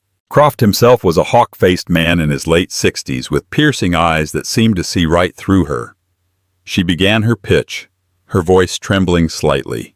He listened without interruption, his expression unreadable. She laid out the science, the potential, the global need. She didn't dumb it down. She gave him the full force of her intellect. When she finished, he was silent for a full minute. "The science is sound," he said, his voice a low gravel. "Potentially revolutionary. But you're a ghost. There's nothing on you for 25 years. You're Eleanor Vance, Richard Sterling's ex-wife. He paid you off and you disappeared. Now you reappear with this. How do I know you didn't steal this from his R&D department on your way out?" The accusation hung in the air, sharp and cruel. But this time Eleanor didn't break. The months of grief and humiliation had forged something new in her steel. "You know," she said, her voice steady and clear, "because Richard Sterling is a salesman. A brilliant one, I'll grant you. But he's not an innovator. He sells the things other people create. I know this because the other people was me. I am bound by an agreement that prevents me from telling you the specifics, but I can tell you this. Give me a lab, give me 6 months, and give me a small team. I will build you a prototype that proves every single claim I have made today. If I fail, you've lost a little. If I succeed, we will change the world. And you will make more money than you ever dreamed of." She held his gaze unblinking. For the first time, a flicker of something respect showed in Julian Croft's eyes. He saw past the ex-wife, past the ghost. He saw the engineer. He saw the fire. "All right, Ms. Vance," he said, leaning back in his chair. "Let's change the world." He agreed to provide seed funding. It came with ruthless terms, tight budgets, aggressive milestones, and a significant equity stake for his firm. But it was a chance. Eleanor moved out of her condo and into a small rental house closer to the industrial park in Fremont, where they leased a modest lab space. She named her new company Vance Hydro Solutions. It was more than a company, it was a reclamation. She was taking back her name. She hired a small team of bright, hungry young engineers fresh out of Stanford and Berkeley who were drawn to her quiet brilliance and the sheer elegance of her science. They worked grueling hours fueled by cheap pizza and the thrill of being on the cusp of something extraordinary. For Eleanor, the lab was a sanctuary reborn. The familiar scent of ozone and solvents, the hum of machinery, the thrill of a successful test run, it was all coming back to her. While Richard and Isabella were being photographed on yachts in the Mediterranean, Eleanor Vance was in a lab coat covered in grease, painstakingly calibrating a differential pressure gauge. While Sterling Innovations was pouring millions into a Super Bowl commercial, Vance Hydro was celebrating a breakthrough in membrane stability that nobody outside their small lab would understand. The world had forgotten Eleanor Vance, and that was just fine, because she wasn't looking for applause. She was building the future. And a storm was gathering, a storm that would eventually, inevitably, put her on a direct collision course with the man who had cast her aside. The next 3 years were a study in contrasts, a real-time fable of substance versus style.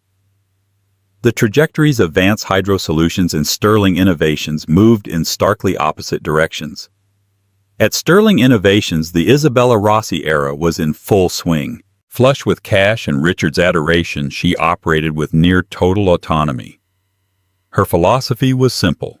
Perception is reality. The company's focus shifted dramatically from R&D to marketing.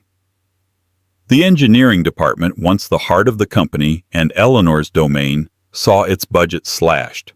Veteran engineers who had been with the company for decades and were loyal to Eleanor's rigorous methodology grew disgruntled.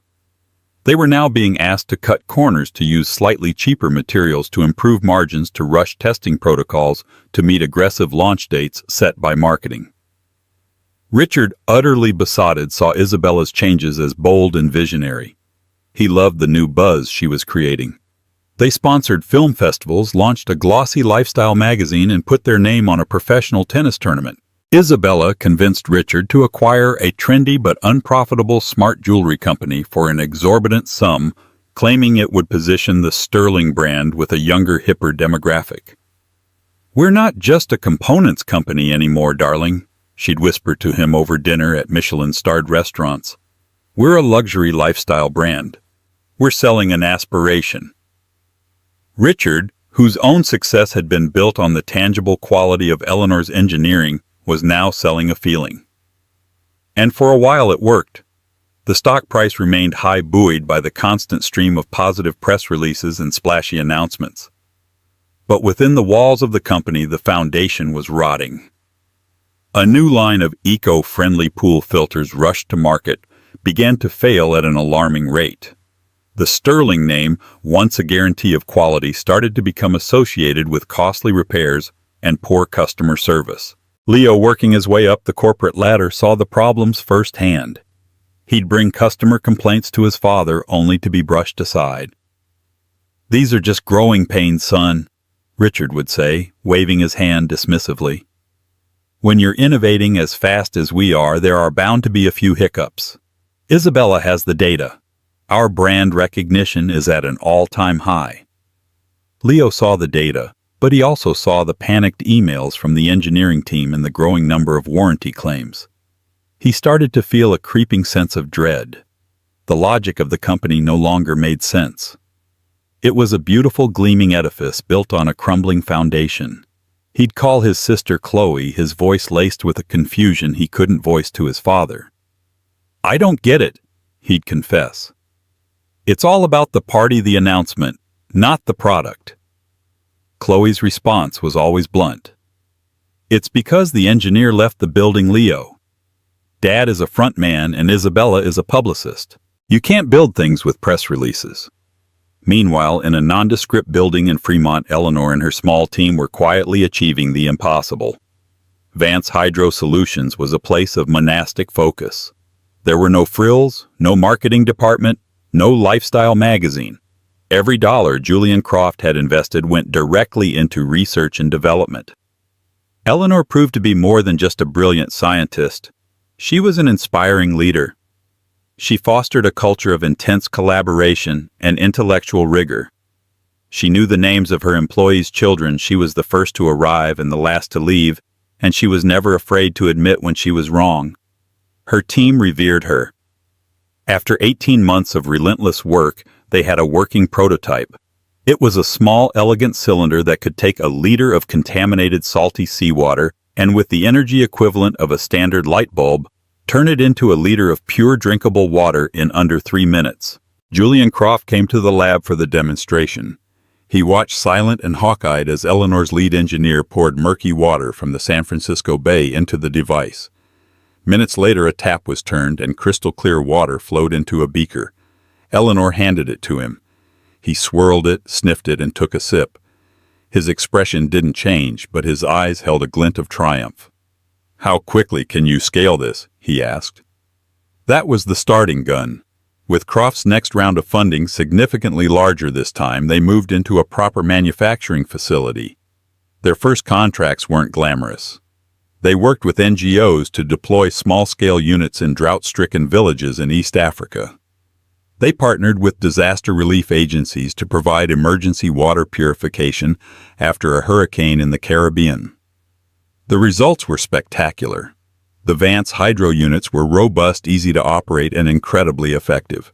Word began to spread not through press releases, but through field reports and humanitarian bulletins. They weren't a lifestyle brand, they were a lifeline. The financial world started to take notice. An influential tech journal published a deep-dive article titled, "The Vance Paradigm, the Low-Energy Water Solution We've Been Waiting For." It profiled the company's technology and its mysterious low-profile founder, Eleanor Vance.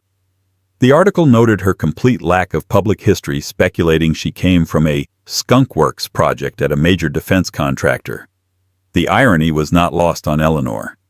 The first major blow to Sterling Innovations came from an unexpected quarter. The smart jewelry company they had acquired was a spectacular flop. After burning through millions in marketing, it was revealed that their core product had a fatal security flaw, making users' data vulnerable. The resulting scandal was a PR nightmare. The stock, which had been artificially inflated by hype, began to slide. Richard, for the first time, felt a flicker of doubt. He was stretched thin, having leveraged a significant portion of the company's assets to fund Isabella's acquisitions and marketing campaigns. He tried to rein her in, but she was a force of nature he had unleashed and could no longer control. "You have to trust me, Richard," she'd argue, her voice sharp. "Brands have to be brave. We'll recover. We just need a bigger, bolder campaign." Then came the call that would change everything. A major municipality in Southern California, the San Bernardino Valley, was facing an unprecedented water crisis. A combination of prolonged drought and industrial contamination had left their reservoirs critically low and tainted with carcinogens. They needed a large-scale, immediate purification solution. Sterling Innovations, with its long-standing reputation in water systems, was the obvious first bidder. Richard and his team put together a massive proposal based on their traditional energy-intensive reverse osmosis technology. It was expensive, slow to implement, and would place a huge strain on the state's already taxed power grid. As the city council deliberated, a junior council member who had read the article on Vance Hydro Solutions made a suggestion. "Why don't we reach out to this Vance company? Their technology sounds perfect for this." Eleanor received the inquiry. It was the moment she had been working towards. This wasn't about saving a village. This was about saving a city. It was the ultimate proof of concept. She and her team worked for a week straight, drawing up a proposal that was audacious in its efficiency. The two proposals were presented on the same day. Richard Sterling, polished and confident, presented his plan filled with glossy projections and familiar assurances. Then Eleanor Vance, calm and understated, presented hers. She didn't have a flashy presentation. She had data. Hard, verifiable data on energy consumption, water output, and purity levels that were simply an order of magnitude better than Sterling's. She demonstrated a scaled-up version of her device, turning a drum of locally sourced contaminated water into pure drinking water right there in the council chambers. The council was stunned. The choice was obvious. A week later, the announcement was made. The city of San Bernardino had awarded the largest water purification contract in a decade, valued at over $500 million, to a relatively unknown company, Vance Hydro Solutions. The news hit the financial world like a thunderclap. Sterling Innovations stock plummeted by 30% in a single day. Richard was humiliated, his company's technology publicly exposed as outdated and inefficient. That evening, he sat in the cavernous living room of the Atherton estate, the house he had fought to keep, and watched the business news. The anchor was reporting on the groundbreaking deal. And then a picture of Eleanor filled the screen. She was standing in her lab, looking focused and confident. The chyron beneath her read, "Eleanor Vance, the new Queen of Water." Richard stared at the screen, a feeling of cold, sickening dread washing over him. The ghost he had created, the woman he had erased, was not only back, but she was on her way to becoming more powerful than he had ever been. He had taken her name, but she was in the process of building an empire with her own, and he had a terrible feeling that this was only the beginning. The San Bernardino contract transformed Vance Hydro Solutions from a promising startup into a global powerhouse. The successful deployment was a masterclass in execution. Within a year, Eleanor's technology was providing clean water to over 2 million people, and her company's valuation soared. Julian Croft's initial investment had yielded a return of over 10,000%. On paper, Eleanor Vance, the woman who had walked away with a modest settlement, was now a billionaire. Her story became the stuff of legend in the business world. Forbes, the very magazine that had once celebrated Richard, put her on its cover. The headline was simple but devastating. The vindicated how Eleanor Vance built a better world from the ashes of a betrayal. The article, meticulously researched, hinted at the real story, piecing together her past through interviews with former colleagues and university professors. While her NDA prevented her from speaking about it directly, the narrative was clear. The genius behind Sterling Innovations had been its quietest founder. For Richard, the world was unraveling with terrifying speed. The public humiliation of losing the San Bernardino contract was just the beginning. The failure triggered a crisis of confidence among his investors. His board, once placid and deferential, was now openly questioning his leadership and, more pointedly, the unchecked influence of Isabella Rossi. Their relationship, once a whirlwind of passion and mutual adoration, began to curdle under the pressure. Their arguments became more frequent, more venomous. Isabella blamed Richard's old-fashioned reputation for the loss, while Richard blamed her reckless spending for weakening the company's financial position. The love that had bloomed in the sunshine of success began to wither in the harsh winter of failure. The final nail in Sterling Innovations' coffin was a catastrophe of its own making.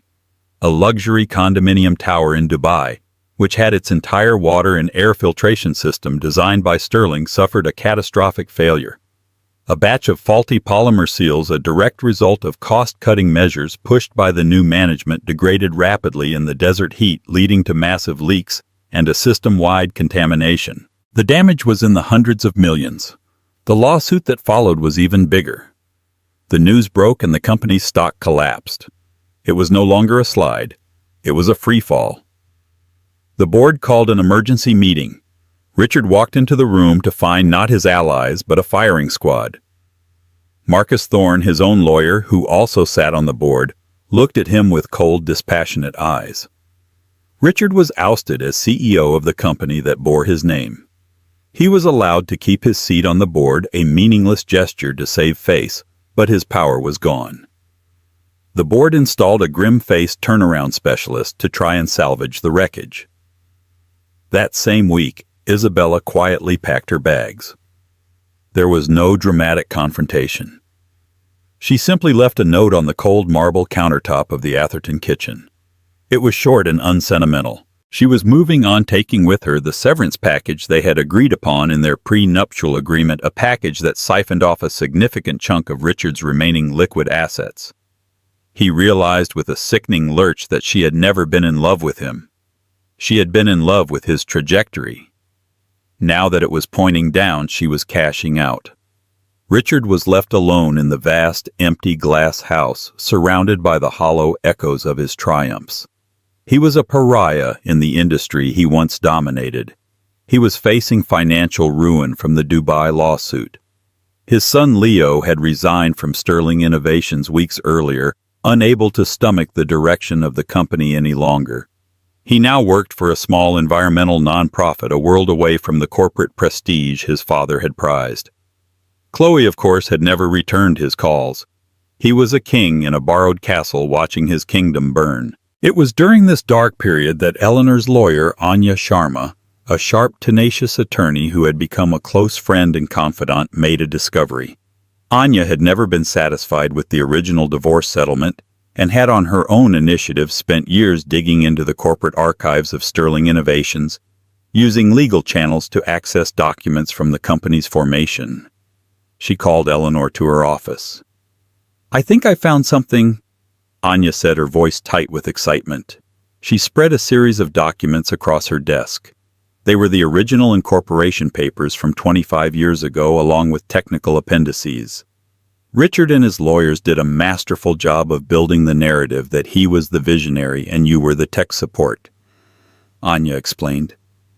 But they got sloppy back at the very beginning. Look at this. She pointed to a clause in the appendix of the initial patent filing for the company's core filtration technology. The very technology that was still the foundation of most of its products. The appendix cross-referenced an external document, a technical paper detailing the underlying chemical process. The author of that paper, Eleanor Vance, Stanford Department of Chemical Engineering. Her old postgraduate thesis. Your NDA prevents you from claiming you were the founder, Anya said, her eyes gleaming. But it doesn't change the documented fact that the company's cornerstone intellectual property is demonstrably your academic work. Work you did before the company or your marriage even existed. You were never compensated for the licensing of that foundational IP. He didn't just build a company with you, he built it on your independent intellectual property. Eleanor stared at the documents, her mind racing. It wasn't just about credit. It was a legal claim, a massive one. What does this mean? Eleanor asked, her voice barely a whisper. Anya Sharma leaned forward, a grim smile on her face. It means we're going to court, but this time we're not fighting over a divorce settlement. We're fighting for the ownership of Sterling Innovations itself. The news of the lawsuit landed like a bombshell. Vance sues Sterling for foundational IP rights. It was the ultimate David and Goliath story, except David was now a billionaire with an army of the best lawyers money could buy. Richard, already reeling, was blindsided. He had always seen Eleanor's work as part of their shared marital efforts, something that automatically became his upon the company's formation. He never imagined her premarital academic work could be used as a weapon against him. His arrogance had created a fatal blind spot. He was forced to sell off assets to fund his legal defense.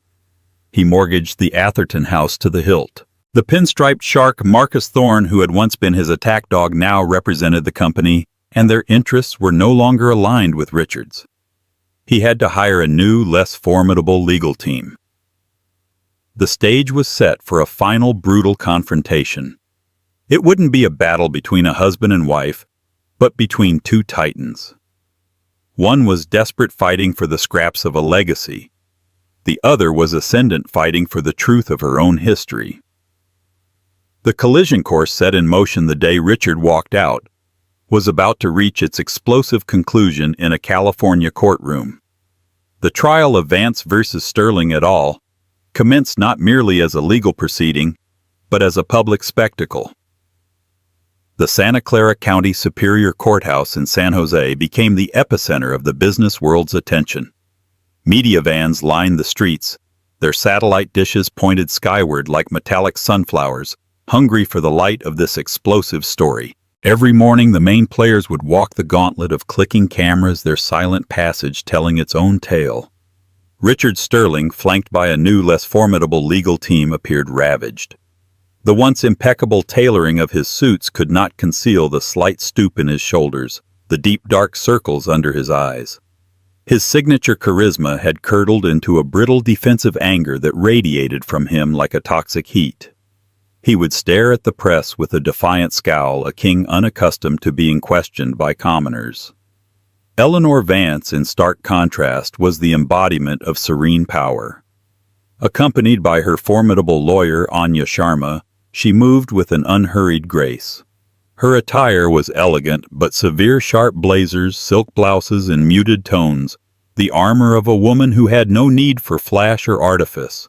Her expression was neutral, her gaze focused. She was not there for the theater of it all. She was there for a factual correction, a rebalancing of a historical record that had been deliberately falsified. In her calm, the courtroom found its center of gravity. Anya Sharma's opening statement was a masterstroke of narrative demolition. She did not speak of a messy divorce or a woman scorned. She spoke of theft, pure and simple. Ladies and gentlemen of the jury, she began, her voice clear and resonant. This is not a case about marital assets. This is a case about intellectual bedrock. We are here today because the entire edifice of a billion-dollar corporation, Sterling Innovations, was built upon a foundation. It did not own a cornerstone of scientific discovery it did not pay for, and an intellectual engine it did not credit. That foundation, that cornerstone, that engine is my client, Eleanor Vance. We will prove that her premarital, pre-corporate, and entirely independent academic work was not merely an inspiration for Sterling Innovations. It was its genesis. And we will prove that this fact was not forgotten but deliberately buried. The trial unfolded as a methodical dismantling of Richard's legacy. Anya called to the stand a parade of witnesses who one by one laid a brick in the wall of evidence against him. An elderly Nobel laureate professor from Stanford, who had been Eleanor's thesis advisor, testified with academic certainty about the groundbreaking nature of her early research into polymer membranes. Ms. Vance's work was not typical graduate research, he stated, peering at the defense counsel over his spectacles. It was a paradigm shift. Several of us at the time felt it had immense commercial potential should she choose that path. Next came David Chen, a veteran engineer who had been one of Sterling Innovations' first employees and had recently been forced into early retirement. His loyalty was not to the Sterling name but to the woman who had hired him in her garage. He recounted specific instances pulling old technical logs from memory. Whenever we hit a wall, Chen explained, his voice thick with emotion. Whenever a new product was failing in development, Richard would get frustrated. He'd say, "Go talk to the wizard. Go see what Eleanor has in her old books." We all knew what he meant. Her original research, it was our get-out-of-jail-free card every single time. The emotional climax of the trial, however, arrived when Anya Sharma called her final witness, Leo Sterling. Leo's walk to the witness stand was agonizing. He looked pale, caught in an impossible emotional no-man's land. He refused to look at his father, whose face was a mask of disbelief and betrayal. Instead, his gaze found his mother's. Eleanor gave him a small, almost imperceptible nod, not of encouragement to harm his father, but of affirmation for telling the truth. Anya's questioning was gentle, almost maternal. She walked Leo through his childhood, asking about his memories of the company's early days. "Leo," she asked softly, "your father built an incredible public persona as the visionary of Sterling Innovations. At home, what was the story you were told?" Leo swallowed hard, his hands trembling slightly as he gripped the edge of the witness box. "At home, it was a team," he said, his voice quiet but clear. "My dad was the front man. He was amazing with people, with making the deal. But my mom, she was the genius. He called her his secret weapon. He called her the wizard behind the curtain." "The wizard behind the curtain," Anya repeated, letting the phrase hang in the dead silent courtroom. "And did he ever say what specifically she did behind that curtain?" "She made it all possible," Leo said, his voice gaining a sliver of strength. He was so proud of her then. I remember him telling our investors once at a dinner party at the house. He raised a glass and said, "Gentlemen, you can all thank my wife's brain for your future beach houses." Everyone laughed, but it was true. We all knew it was true.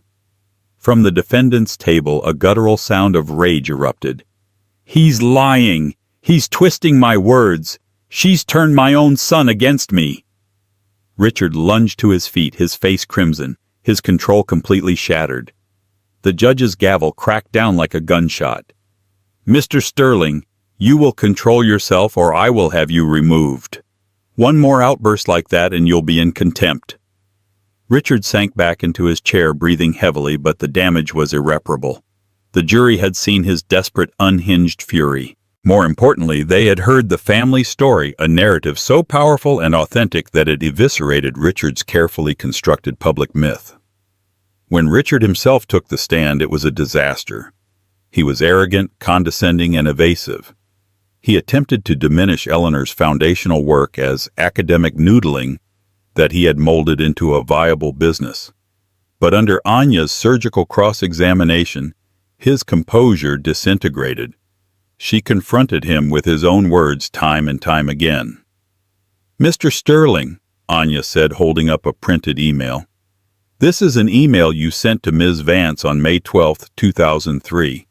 In it you write, and I quote, 'Ellie, the prototype for the Aqua Pure line, is failing pressure tests again. Thorn is breathing down my neck. Please work your old magic. Dig out those Stanford papers again. You're the only one who can fix this.'" "Do you recall sending this email?" Richard stared at the paper trapped. It was a figure of speech." "A figure of speech you used repeatedly, Mr. Sterling." Anya pressed on, producing another document. "Here is an internal memo to the R&D department authorizing a bonus for a project team. It states the bonus is for the successful implementation of the Vance Sterling principle." Why wasn't it just the Sterling principle? Mr. Sterling. Was it because the principle itself originated with Eleanor Vance? He had no coherent answer. He blustered and deflected, but the paper trail was undeniable. He had not only built his empire on her work, he had acknowledged it privately in writing for years. The jury deliberated for less than 5 hours. The courtroom was packed to the rafters when they filed back in their faces, grim and resolved. The foreman handed the verdict to the clerk. The judge read the findings in a solemn tone. The jury found unequivocally in favor of the plaintiff, Eleanor Vance. They affirmed that the core intellectual property of Sterling Innovations was a direct derivative of her uncompensated academic work. The remedy, given the decades of exponential growth built upon that foundation, was not merely financial. The court ordered a compulsory transfer of equity to reflect her foundational contribution. Eleanor Vance was awarded a 51% controlling interest in Sterling Innovations. A collective gasp went through the courtroom. Richard Sterling turned ashen, slumping in his chair as if his strings had been cut. It was a corporate death sentence. But Anya Sharma wasn't finished. She stood and addressed the judge. "Your Honor, in light of the jury's finding and given the overwhelming evidence of mismanagement and brand degradation under Mr. Sterling's leadership that has come to light during this trial, we have one final petition. To allow this company to move forward and to protect its remaining employees and assets, we believe it is essential to sever its identity from the man who has led it to ruin. We petition for the legal dissolution of the Sterling name from the corporate identity." It was the ultimate blow. The judge, after reviewing the arguments and the evidence of brand damage from the Dubai catastrophe and the stock collapse, agreed. The final gavel fell. Richard Sterling had not only lost control of his company to the wife he had discarded, he had lost his very name on its door. The aftermath was a swift and decisive corporate restructuring.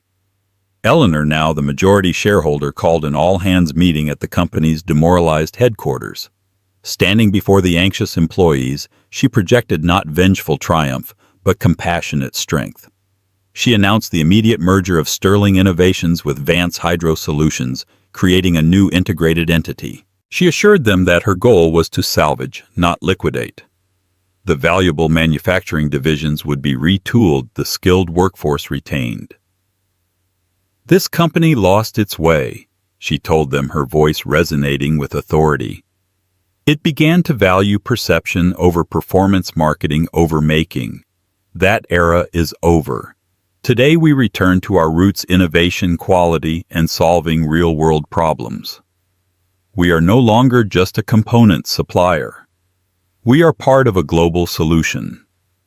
On the massive screen behind her, the old tarnished Sterling Innovations logo dissolved, replaced by a clean, powerful new brand, Vance Global. A new name, a new mission born from the ashes of the old. The final piece of Richard's empire to fall was the Atherton estate. Mortgaged to the breaking point to pay his catastrophic legal fees, it was forced into a fire sale. There was only one buyer with the resources and the motivation to close quickly, a private trust established by Eleanor. Months later, Eleanor Vance walked through the front door of the glass house. It was quiet, empty, waiting. She ran her hand along the cool limestone wall she had chosen 25 years ago. The house was not a trophy. It was a reclamation of her history, a space filled with memories both painful and precious. It was where she had raised her children, where she had sketched the very equations that had just won her an empire. She walked to the great glass wall overlooking the pool and the ancient oaks beyond. This was the exact spot where Richard had stood when he shattered her world. But the view was different now. She wasn't looking at the end of a life, but at the heart of a new one. As the CEO and founder of Vance Global, she wasn't the wizard behind the curtain anymore. She was the woman who owned the entire theater. Richard Sterling stripped of his company his fortune, and his name vanished into a self-imposed exile of shame and obscurity, a footnote in the story of the brilliant woman he had fatally underestimated. He had tried to erase her name, and in the end she had taken his. In the end, this wasn't just a story of a messy divorce. It was a testament to the fact that you can't erase brilliance. You can't silence genius. Richard Sterling thought his name was his greatest asset, but he forgot that a name is only as strong as the foundation it's built upon. Eleanor Vance, left with nothing but her own mind, proved that true value isn't in what you own, but in what you can create. She didn't just get revenge, she got redemption. She reclaimed her past, her house, her company, and her name, not by tearing him down, but by building something better. What did you think of Eleanor's incredible journey? Was her final victory justice, or was it cold revenge? Let us know your thoughts in the comments below. If you were moved by this story of resilience and reclamation, please hit that like button, share it with someone who needs to hear a story of triumph, and be sure to subscribe to our channel for more real-life dramas that are stranger than fiction. Thank you for watching.